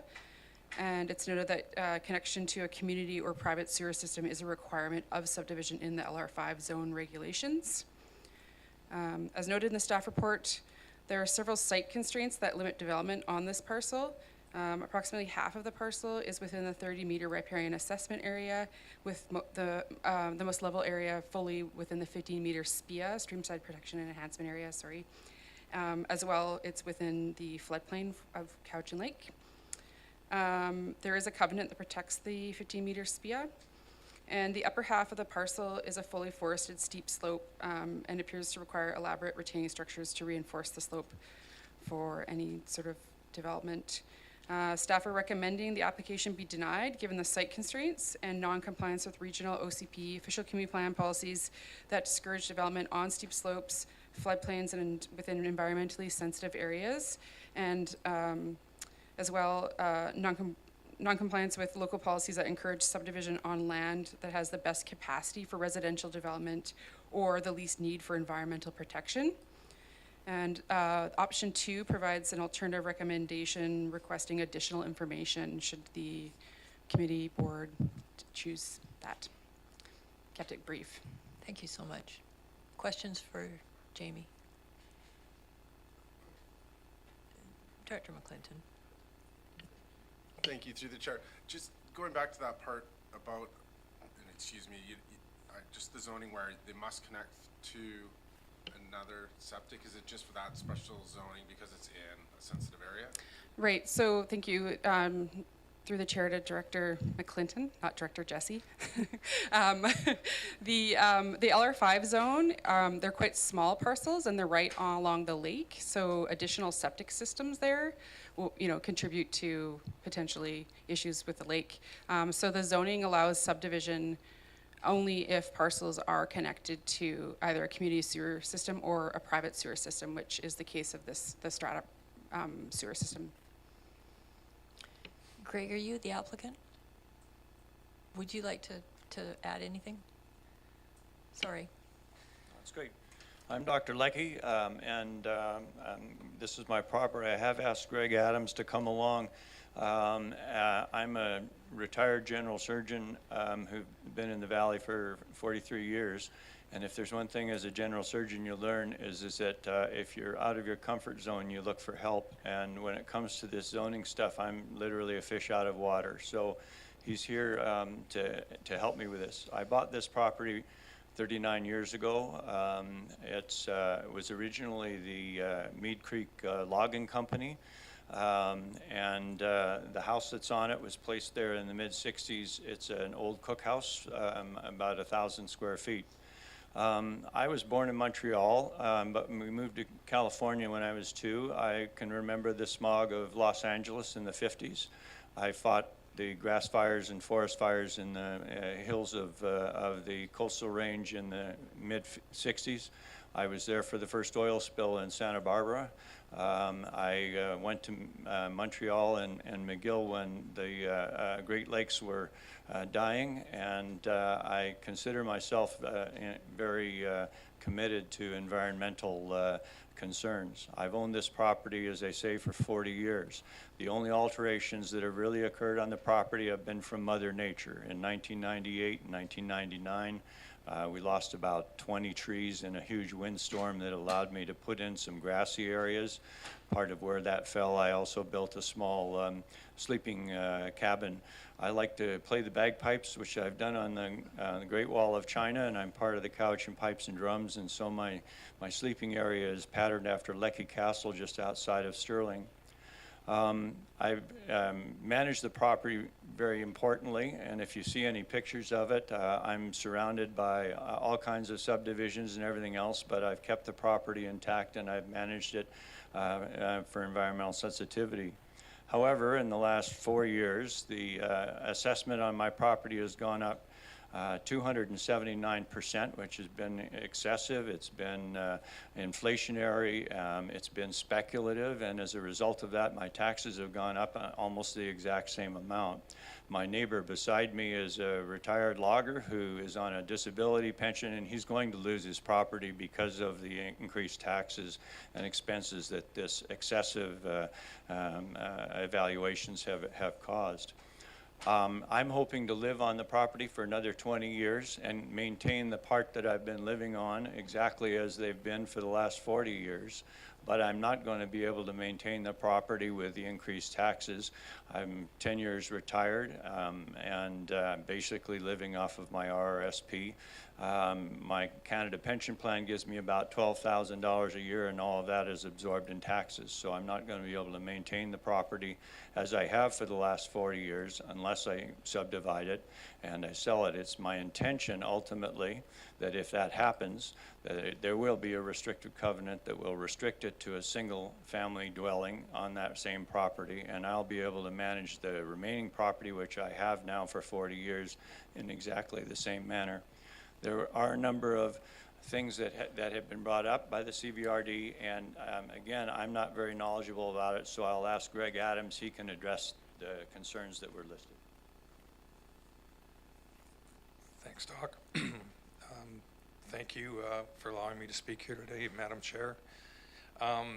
First, my name is Greg Adams. I've been friends with Doc for 35, 40 years. I've been his direct neighbor for the last 15 years.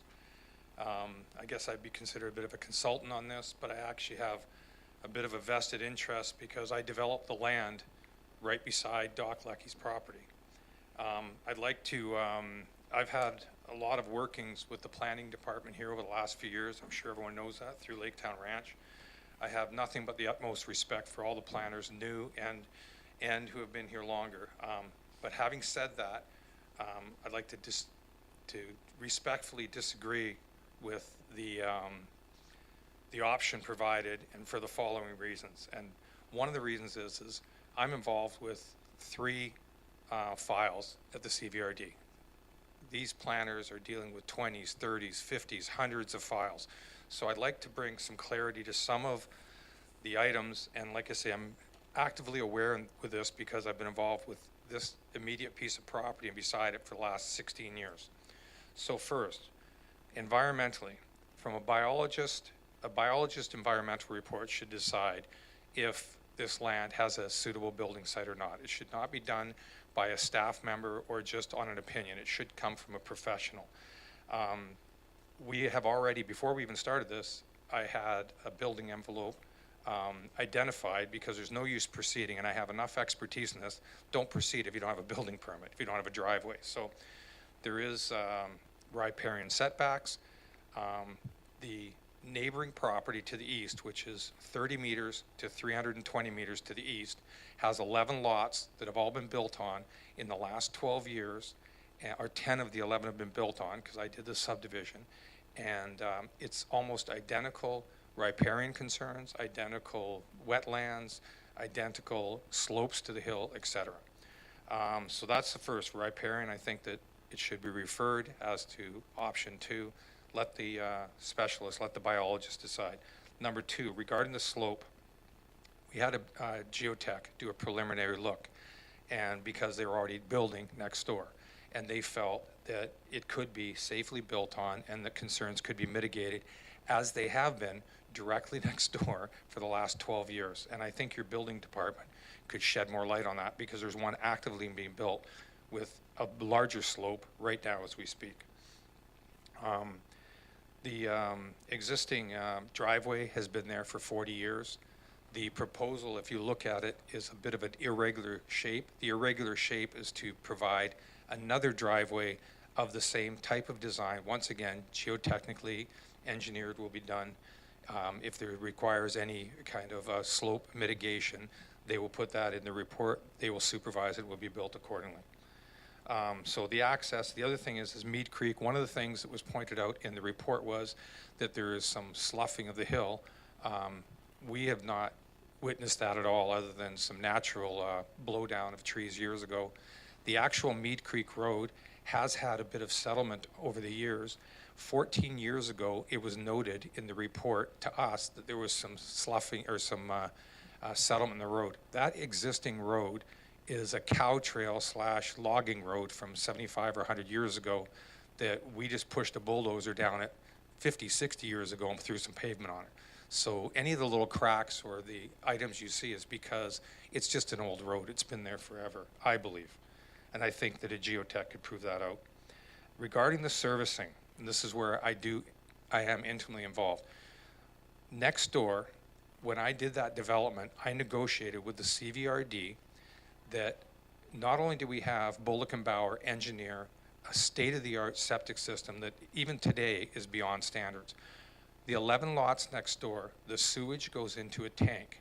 The tank then pumps it up over the road, over top of Mead Creek Road.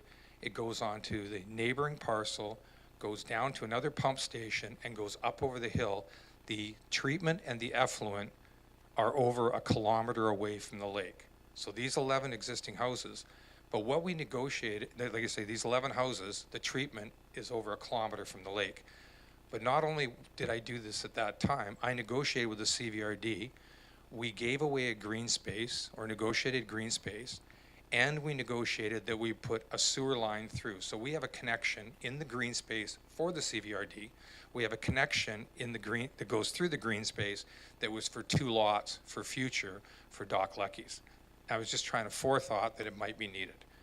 I do believe that the disposal field, one of the suggestions in the report is if this goes forward, maybe the strata could buy the land, because they said it was done by easement. This is where I want to clarify. They have many files. I have 3. We bought that land 14 years ago. We already own it. The strata is totally in control of the disposal field, and it was actually designed, the system was oversized at the time and also designed modulated so that if other areas wanted to add on to it across the street, which is zoned residential across Mead Creek Road, they could tie into our system and increase by doing modulation in the future. So to finish, the last thing is, and I don't know where this got lost in translation, but there was never a proposal to draw water from the lake. The proposal was to join into the septic next door, the environmental sensitive septic systems next door, or sewage system, and then to sink a well. So the end result would be Doc Lecky would come off of a septic field that is close to the lake and would now go into a treatment plant that would take it a kilometer away. The new lot would tie in. All of these documents are already legal and they're already on title, and that could be proved out, I think, by lawyers and also by septic engineer as to the ability to take on the extra lots. So the water, the wells, the septic, all these things, I think that I would hope that you would vote for option 2 and give Doc Lecky the opportunity to prove this out or to disprove it. If biologist comes back and says it can't happen, then you know what the answer is. But at least I think the professionals should have a shot at this to prove that it works or doesn't work. Thank you. Thank you very much. All right, any questions for staff or Mr. Adams?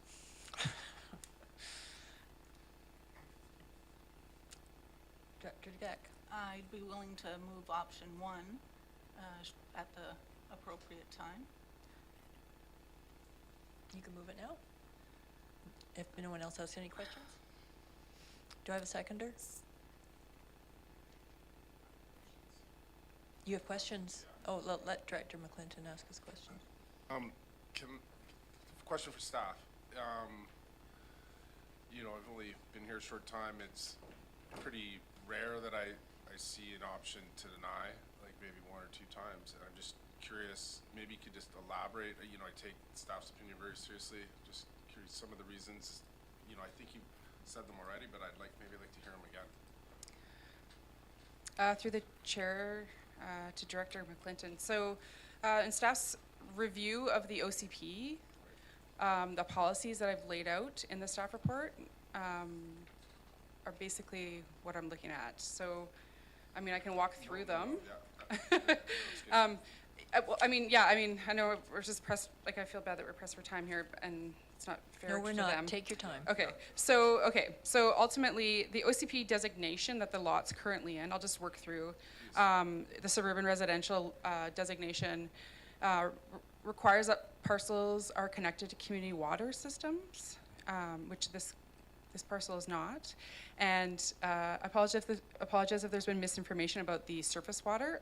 The agent on file had informed me that's where the water was being drawn from. So I wasn't aware of the well being, I just wanted to point that out. So there's no proposal here to connect to community water. So the suburban residential designation, basically what they're proposing, they're inconsistent with that land use designation, the intent of it. So that's where staff have identified that an OCP amendment should occur.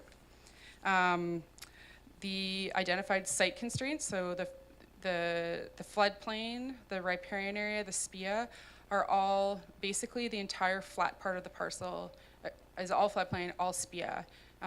The sloped part where the building envelope would presumably be is on a slope that's been forested, or sorry, is forested, so will require removal of those trees and likely some sort of geotechnical engineer work to stabilize it.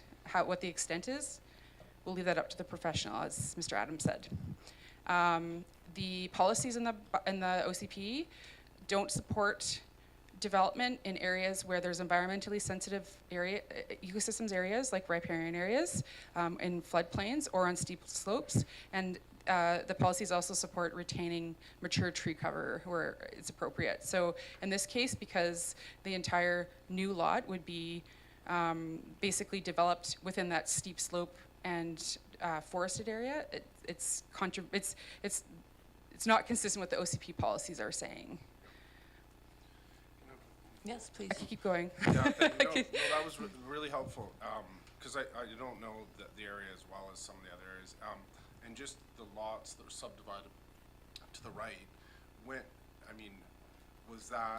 those coming in before, was there amendments to the OCP? You know, it just seemed, Right. Yeah, what happened there? So that was before my time here. My understanding is that it was a rezoning application, which may or may not at this time be supported. It's hard to say. I mean, if we're looking at the Cowichan Lake and the increasing development around it, I don't know if there would be support now. Potentially there would or wouldn't be. It's hard to say.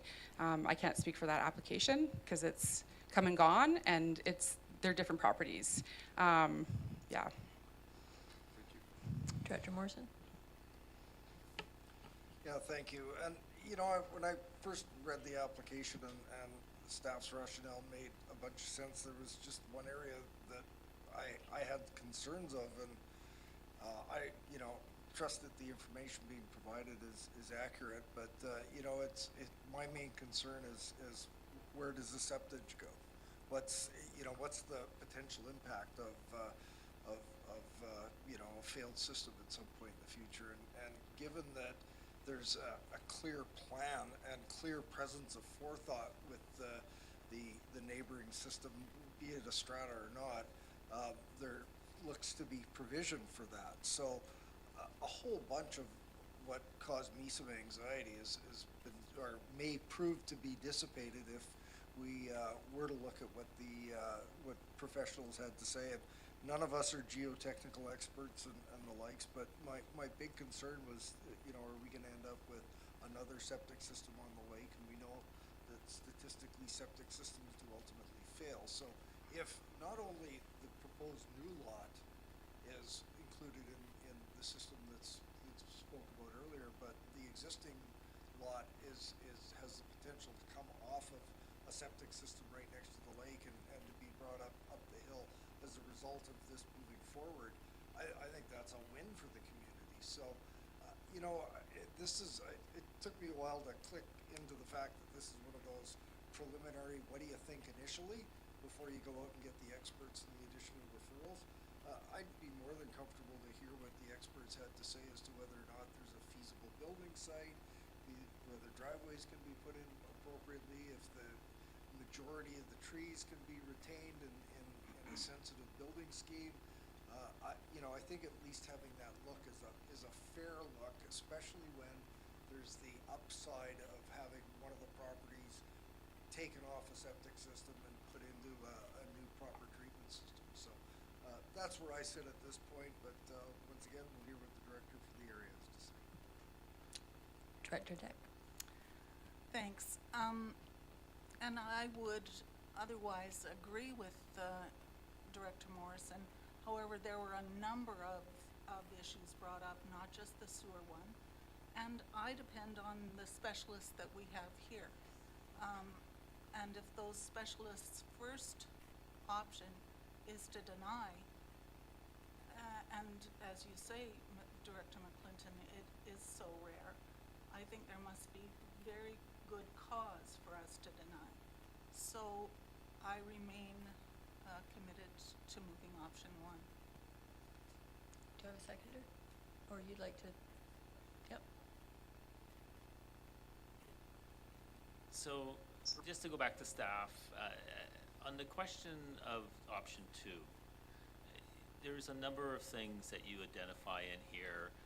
Does that provide you as staff better clarity on moving, whether this moves forward or should not move forward? Like, does it really help you as to help us make decisions, I guess? Through the chair to Director Martman. Sorry, I'm tired.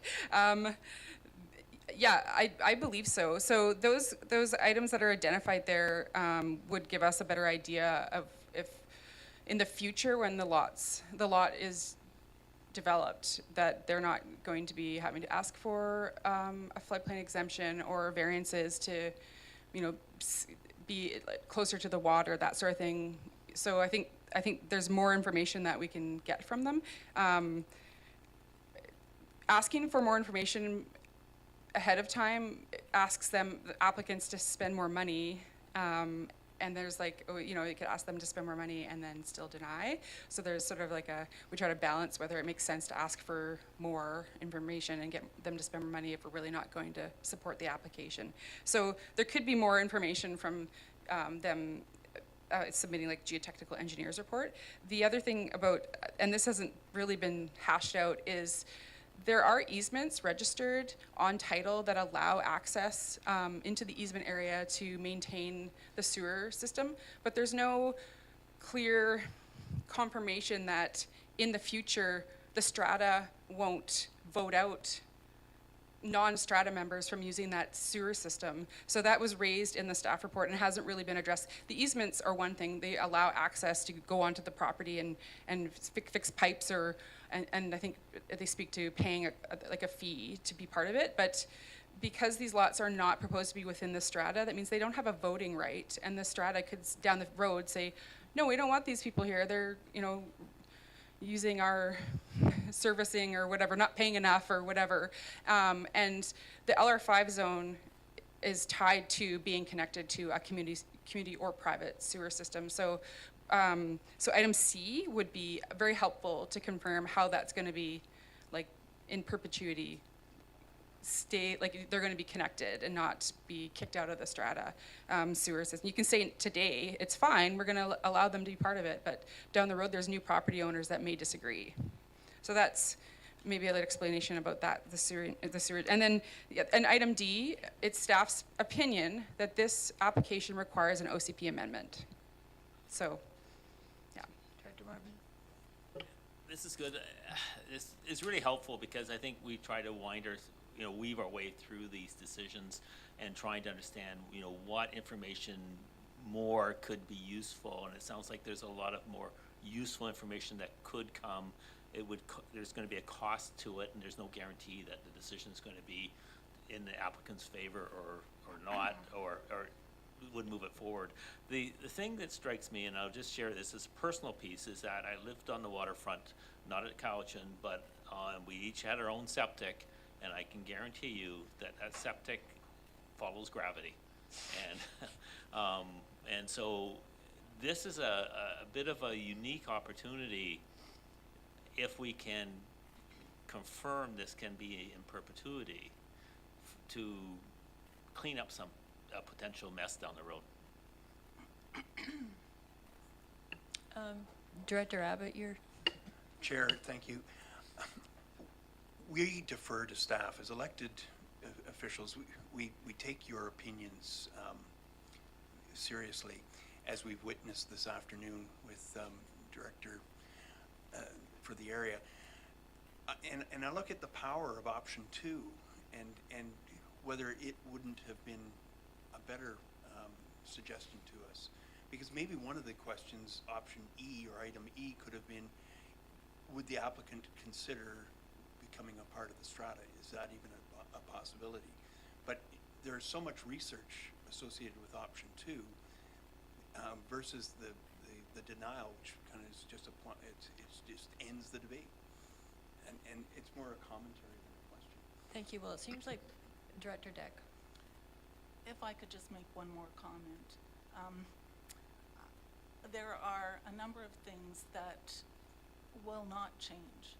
The floodplain, the riparian area, the treed, second growth trees that are there, having to, or should remain in place, that I think that upon referral, if it came back, those issues would not still be addressed, and so more than likely, if I were still here, I would have to make the motion to deny. So my mind really is with option one and the planners that carefully made this report. Okay, so I have, Director Wilson. Yeah, I'm sorry, Madam Chair, I have had my hand up for a little while there. There is Mr. Christian who is asking to speak. I'm not sure whether you've seen his message there. He has his hand up as well, but in this particular case, I will be supporting option two. Who is this? That's the agent of the application, on the application. Oh, I do see a hand up. Okay, yep. I'm logged in remotely. Can anyone hear me? Mr. Christian, would you like to speak? Yes, please. Can anyone hear me? Okay. Thank you, Madam Chair and committee members. So I'm the applicant representing the landowner, Dr. Leckie. And I'd just like to say a few things in conjunction with what Dr. Leckie and Mr. Adams said, and in regards to the staff report. I think one thing that's overlooked is that this property is within the growth containment boundary of the CVRD, so it falls in the lands that have been designated for growth, for urban growth. And all of the lands outside of that boundary are essentially relegated to not be developed. And what we're talking about here is a single lot subdivision, so creating one extra lot adjacent to 11 existing lots of very similar size and nature. And there's an existing septic service at the property line that was put in place under the permission of the CVRD to provide septic service to these parcels. The other thing that I would like to say is that many of the items in the report, while not incorrect, many of them are based on speculation and a very broad view and not based on the actual property itself. And part of the reason for that is that we have not had the opportunity to prepare the professional reports that are required to do a development on the property. At this stage, all we have applied for is a rezoning application. We would like to rezone the property to LR5, which is consistent to the adjacent land use, so that we're able to create a lot that matches with the adjacent land use and takes advantage of the septic system that's already there, the community system. So the fact that the report says that it's in the Cowichan floodplain, that's true, but the Cowichan floodplain is shown on our plan, and it's at the 164-meter level at the base of the property, just like every other property on Cowichan Lake. So there is no development happening inside of the Cowichan floodplain. Further, it says that there's a SPIA setback and a riparian assessment of 30 meters. That's the case with every property on Lake Cowichan. And every property on Lake Cowichan has a SPIA setback of 15 meters, which leaves ample room on this property to build a new house. The other things that the report mentions are steep slopes and the fact that there's semi-mature trees. We haven't had the opportunity to present information about the slopes. We've engaged a geotechnical engineer. They've given us positive feedback, but we have not had the opportunity to present that information to the CVRD because the decision was already made. So I think, in summary, what I'd like to say is I think the report is premature and it's speculative, with all due respect to the planning staff, and we would like the opportunity to prepare the information that is required to prove that this is a viable subdivision and a viable lot. Thank you. Thank you. All right, so the director of the area would like to move option 1, I believe. And do I have a seconder? I have a seconder. Any more discussion? I'll call the question. All in favor? Who's opposed? 1, 2. motion fails. Do I have another motion? Director Morrison? And it's been seconded. Yeah, just, as I said, when we started on this, the concern I had was principally around the septic and the ability to connect to the sewer. And you know, with deference to the planning staff, I know that our engineering staff get up here quite often and tell us how bigger is better when it comes to our sewer and water systems. And you know, I would highly recommend, if this resolution passes, that the most ironclad certain document that could be arranged with the strata be negotiated, because you know, that's obviously a key thing. But you know, I would look at any small water or sewer system that has the ability to bring on a couple new users, would probably be very happy to have their fees and keep them in perpetuity. So you know, I hope that we can make a decision at a later date based on a lot better information, and that's why I'll support option 2. Any more discussion? Call the question. All in favor? Anyone opposed? Motion's carried. Option 2. All right. You need a break?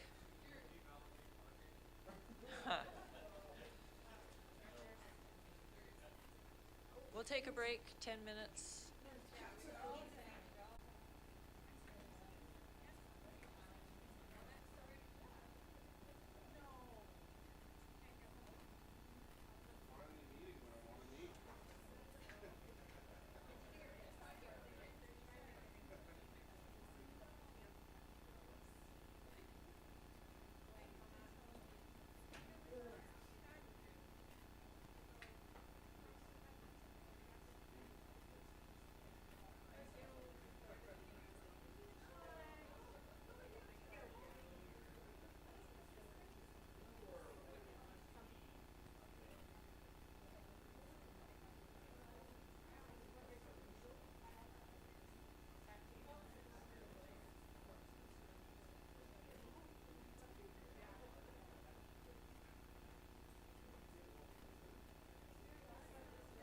Okay, we're live.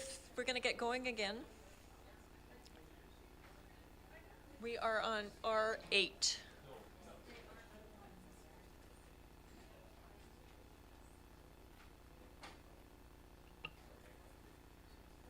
Thank you, Chair. R8.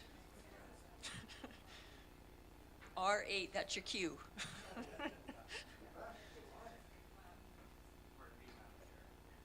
Welcome, Mr. Thank you. Brisky. Okay, so I think this might be a new process for a lot of the directors here. So attached to the reports is the legislation and the community charter associated with this. So we have gone through the steps on the 3 properties we're going to discuss, where we have noted some building regulation violations. We've notified the property owners of those violations and that we would be proceeding with the notice on title. They've been invited to attend the meeting. I have had some discussions and correspondence with some of those owners prior to today, none of which were willing to attend. So you have my reports, which are of course my comments, and the property owners did not choose to be here to dispute otherwise. So the recommendations are before you. Director Martman. Thank you, and you're correct. This is first time I've seen this. I do have a question though, because when I read the letters, I think are these letters the attachments that you're referring to, saying that the applicants have been notified? Through the chair to you, Director Martman, part of the prescriptive process through the community charter is that we notify the property owners in writing, and that's done through the corporate officer's office, and that was done last week of July, first week of August. And we've received correspondence from the owners indicating that they had received those letters. Those are not included with your attachments, but they're aware of the proceedings this evening, so. And could you just roughly go over the content of those letters? Simply just informing them that, you know, we've initiated the process. They're invited to attend, when and where, and what the context of that would be. My reports were attached to those letters, so they're aware. One of the property owners kind of did say, yeah, I guess I deserve it, you know, and another one indicated that they'd be here next week to, you know, pick up some paperwork as far as making it right. The third owner wasn't really interested in doing anything, but essentially that's what they received, yes. All right. Any other questions? Director Morrison? So, firstly, just on format of these reports and for consistency purposes, can we get maps included like on the land use services reports? It's nice to have it in the staff report for orientation. I don't think any of these had them, and it's just a format thing, so that's. Ms. Gerald? Sorry, Madam Chair. I would request that if the committee would like to see maps and additional staff reports, that you make a resolution to that effect, because it will have an impact on internal staff resources, i.e. our GIS division. Although I have to say we're certainly supportive of providing you clear information, but it does have a workload impact on other staff. Well, fair enough. It has a workload impact on directors that have to go flipping around looking for where something's located. And you know, I think this was brought up with Parks Department as well a little while ago. So I'll leave that with other powers. So the one thing that struck me about all three of these reports, and thank you for your comments, is basically this just doesn't hit the radar for some of these people in a way that's important enough. And if there's, I guess what I'm asking is if there's a potential of a multi-generational ownership of a piece of property, there's a notice on title. It has no, it doesn't cause someone to have to do something at the change of ownership of title. It's just a notice on title, right? It doesn't have to be resolved upon transfer of ownership. It's just a notice on title, that's it. So the offense will continue to exist even if there's a change of ownership, is that correct? So we have no other tools at our disposal to compel adherence, even though we know that there could be health and safety violations and the like. We have no other means of compelling a resolution to the offending issues. You know, it's three different files. Through the chair to Director Morrison, I see where you're going with this. So it's a tool for the building department to use. It's not a get out of jail free card, I guess is one way of putting an analogy. We can still take enforcement. It's just to alert future owners, but it also does put pressure on that owner. I get the multi-generation part, but what it will be is anybody that was willing to sell it or wishing to sell, banks are really reluctant to give mortgages to anything that has a notice on title. So these are great tools. These are used by all other regional districts, municipalities to get compliance. So we just need something to step up our enforcement without actually using enforcement. We have run into, I think one of the last ones that we did bring forward, the ownership had changed, and that made it very difficult. So now we're trying to capture these in a quicker manner so that we don't run into that kind of situation again. Great. Well, would anyone like to move the resolution for R8? Thank you. And a seconder? Thank you. And would you like to read it? I can do that. Yes, I can, Chair. Thank you. So R8, the recommendation is that it be recommended to the board that a notice of bylaw contravention be registered on title for the property owned by Kent Lindell and Judith Lindell at 1641 West Shawnigan Lake Road, legally described as PID 003025918, Lot A, Shawnigan Lake, Suburban Lots, Malahat, District Plan 24571. All in favor? Anyone opposed? Motion's carried. R9. Do I have a motion R9? or any questions on this particular one? Director Marvin. Thank you. Just a quick question on that. This one goes back or seems to date back to 1998. And the other one seemed to also go to 2018, 2017, 2019 sort of range. Is there any capacity to accelerate these, or is this sort of like, I see this as being very useful, and do you see doing ones that are maybe 2 or 3 years old, not 5 and 10 and 2 decades old? Through the chair to you, Director Martman, I think this is something that as staff, we've wanted to tackle for some time. You know, we've been very busy. You know, a personal note, I guess, would be I think I'm coming into my 3rd or 4th year as the chief building official, and, you know, I'm really starting to gain traction on files like these that have been sitting for some time. And as Mr. McDonald had mentioned, you know, we were sort of late to the party in the past doing this previously. I am working on a policy with respect to the notice on title as well that aligns with some of our neighboring jurisdictions that is more of an accelerated approach like the city of Nanaimo takes.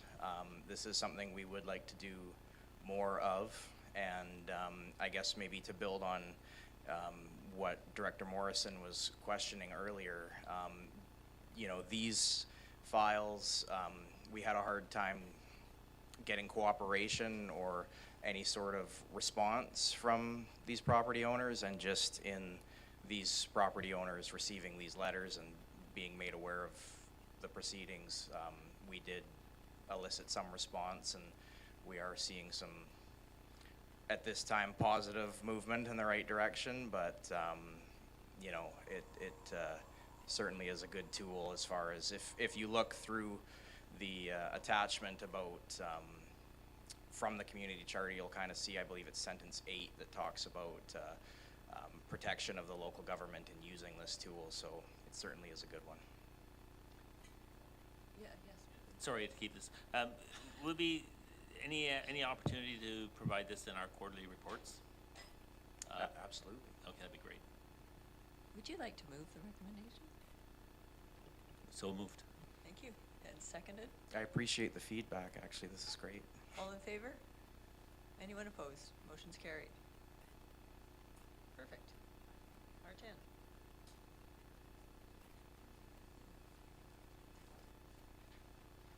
Would you like to read the recommendation? I can do that. That it be recommended to the board that a notice of bylaw contravention be registered on title for the property owned by Michael John Olawa at 4545 Tipperary Road, legally described as PID 004112440, Lot 2, Section 8, Range 8, Satlam District, Plan 43536. Any questions about this one? Would you like to move it? Oh, I think the director of the area should. Yeah, I would like to move this one.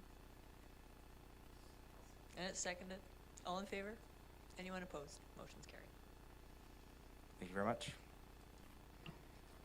We're on R11, report from the Inspections and Enforcement Division regarding amendment to bylaw number 3032, Dog Regulation and Impoundment Bylaw 2007. Welcome. Thank you, Madam Mr. Chair. McDonald. This one will be quick. There's no presentation. It's just an amendment to the dog bylaw. We're upping the fees next year, or wish to up the fees by $10. It will be more in alignment with North Cowichan and also help offset costs for our recent contract with animal control. Okay, any questions? Mr. Comment, my dogs will be coming around to have a serious word with you about this one. Thanks, Ian. Yeah, I'll vote for that one. Director Morrison. Yeah, we haven't had the discussion of fees for a while for dog licenses, but I know that the last time it was brought up, and I don't know if the increase was as much, but we know that there's lack of uptake from dog owners across the region as far as their willingness to buy a license in the first place. It's not the dog, it's the owners, but do we have any anticipated short or reduction in the number of licenses that will be sold as a result of the increased cost? Any projections on that at all, or just going off of what North Cowichan? How long my crystal ball? Well, yeah, sure. Very hard to predict. We hope not, but at some point we do have to bring the fees up as we are faced with the challenges, especially with the upcoming budget year and the fact that animal control is going to be one that will be very hard to meet the target. So this will just help offset some of those costs. Director Martin. Just wondering about the ruling on the conflict of interest for dog owners in the present here. Well, my dog died this summer, so I'm okay. I lost one too. Yeah, and I was just thinking, like, I think I need to get a new dog, but I've always had 2 dogs, so I think you should give reductions for, like, if you have 2. I have 2 as well. So the question is, did you consider that? I did not consider that. No. Too bad. Yeah, so would anyone like to recuse themselves? I think you have a kennel, don't you? The kennel fees weren't up. I just kept those the same. You saw that. Would anyone like to move the recommendation? I have a mover and a seconder. Any more discussion? All in favor? Anyone opposed? Motion carried. Moving on, we've taken care of R12, R13, report from the Emergency Management Division regarding budget amendment. That it be recommended to the board that the 2023 budget for Function 355, Malahat Volunteer Fire Department, be amended by increasing the miscellaneous revenue by $17,303.45 and 2, increasing minor capital by $17,303.45. And Mr. Schooler has been so patient waiting, so you must need to say something. Good evening, Madam Chair. Not necessarily. It's been a long afternoon. I believe the report stands for itself.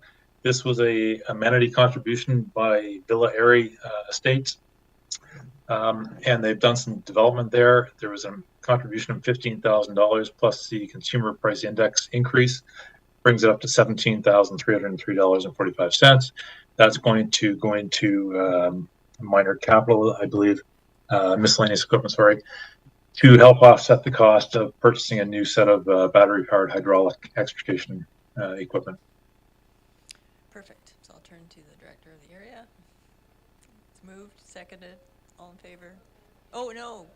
Director Morrison has a question. Mr. Schooler, this is on behalf of our friend Mr. Evans, who's been up here talking to us about the resort up on the Malahat for years and years, and I understand the purchase of the latest whiz-bang extrication equipment.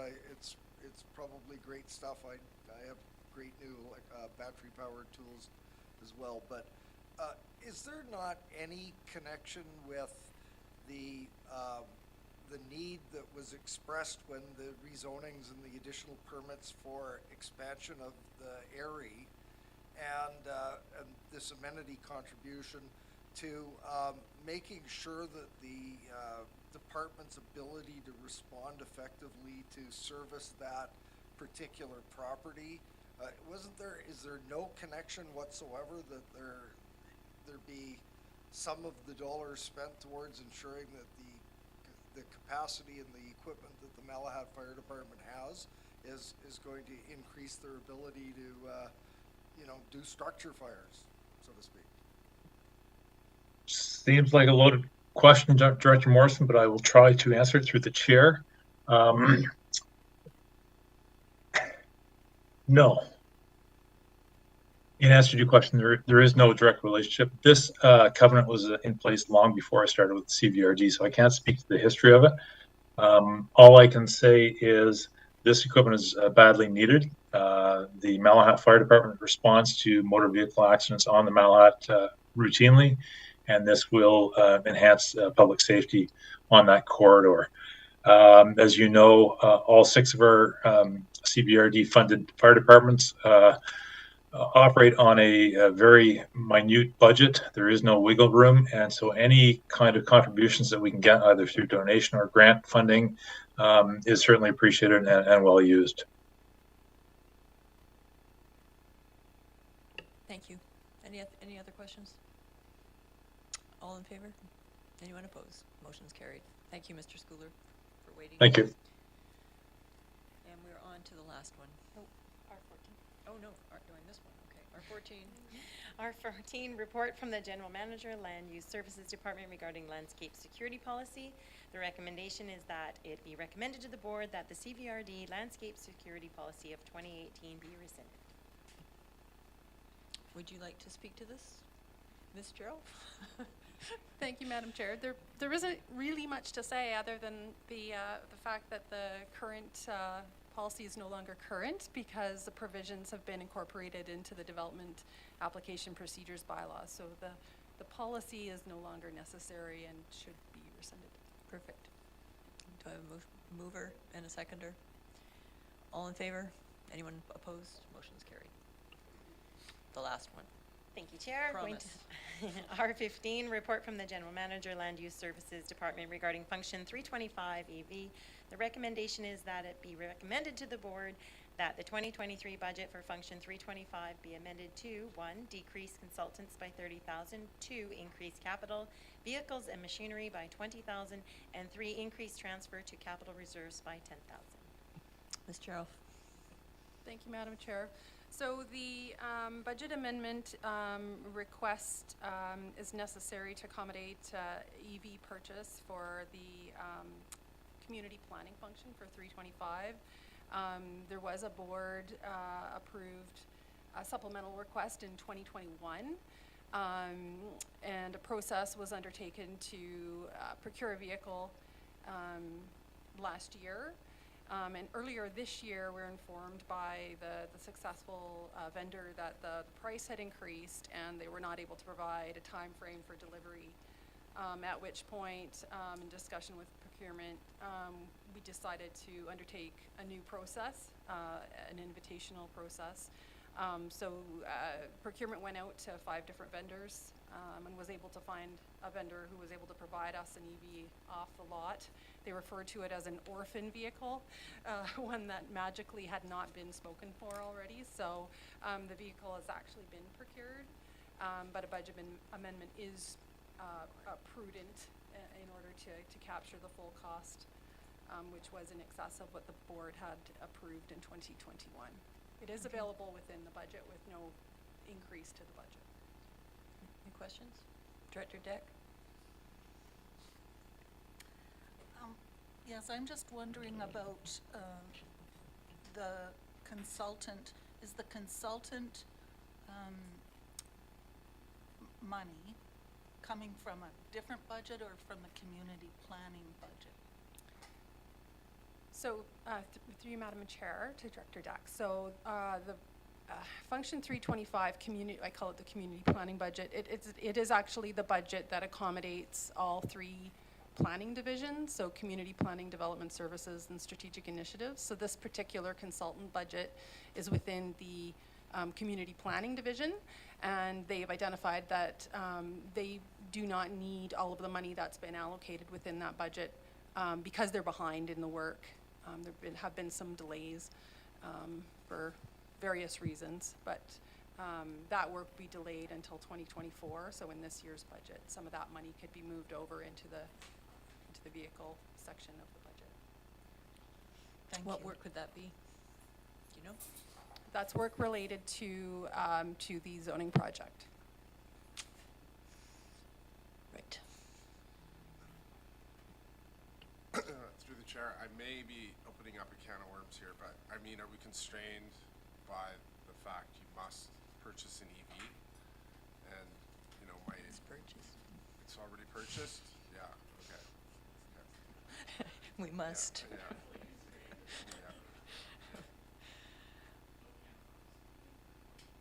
It's no refund policy? Yeah. No more questions. I think Director Morrison wanted to move this. Seconder?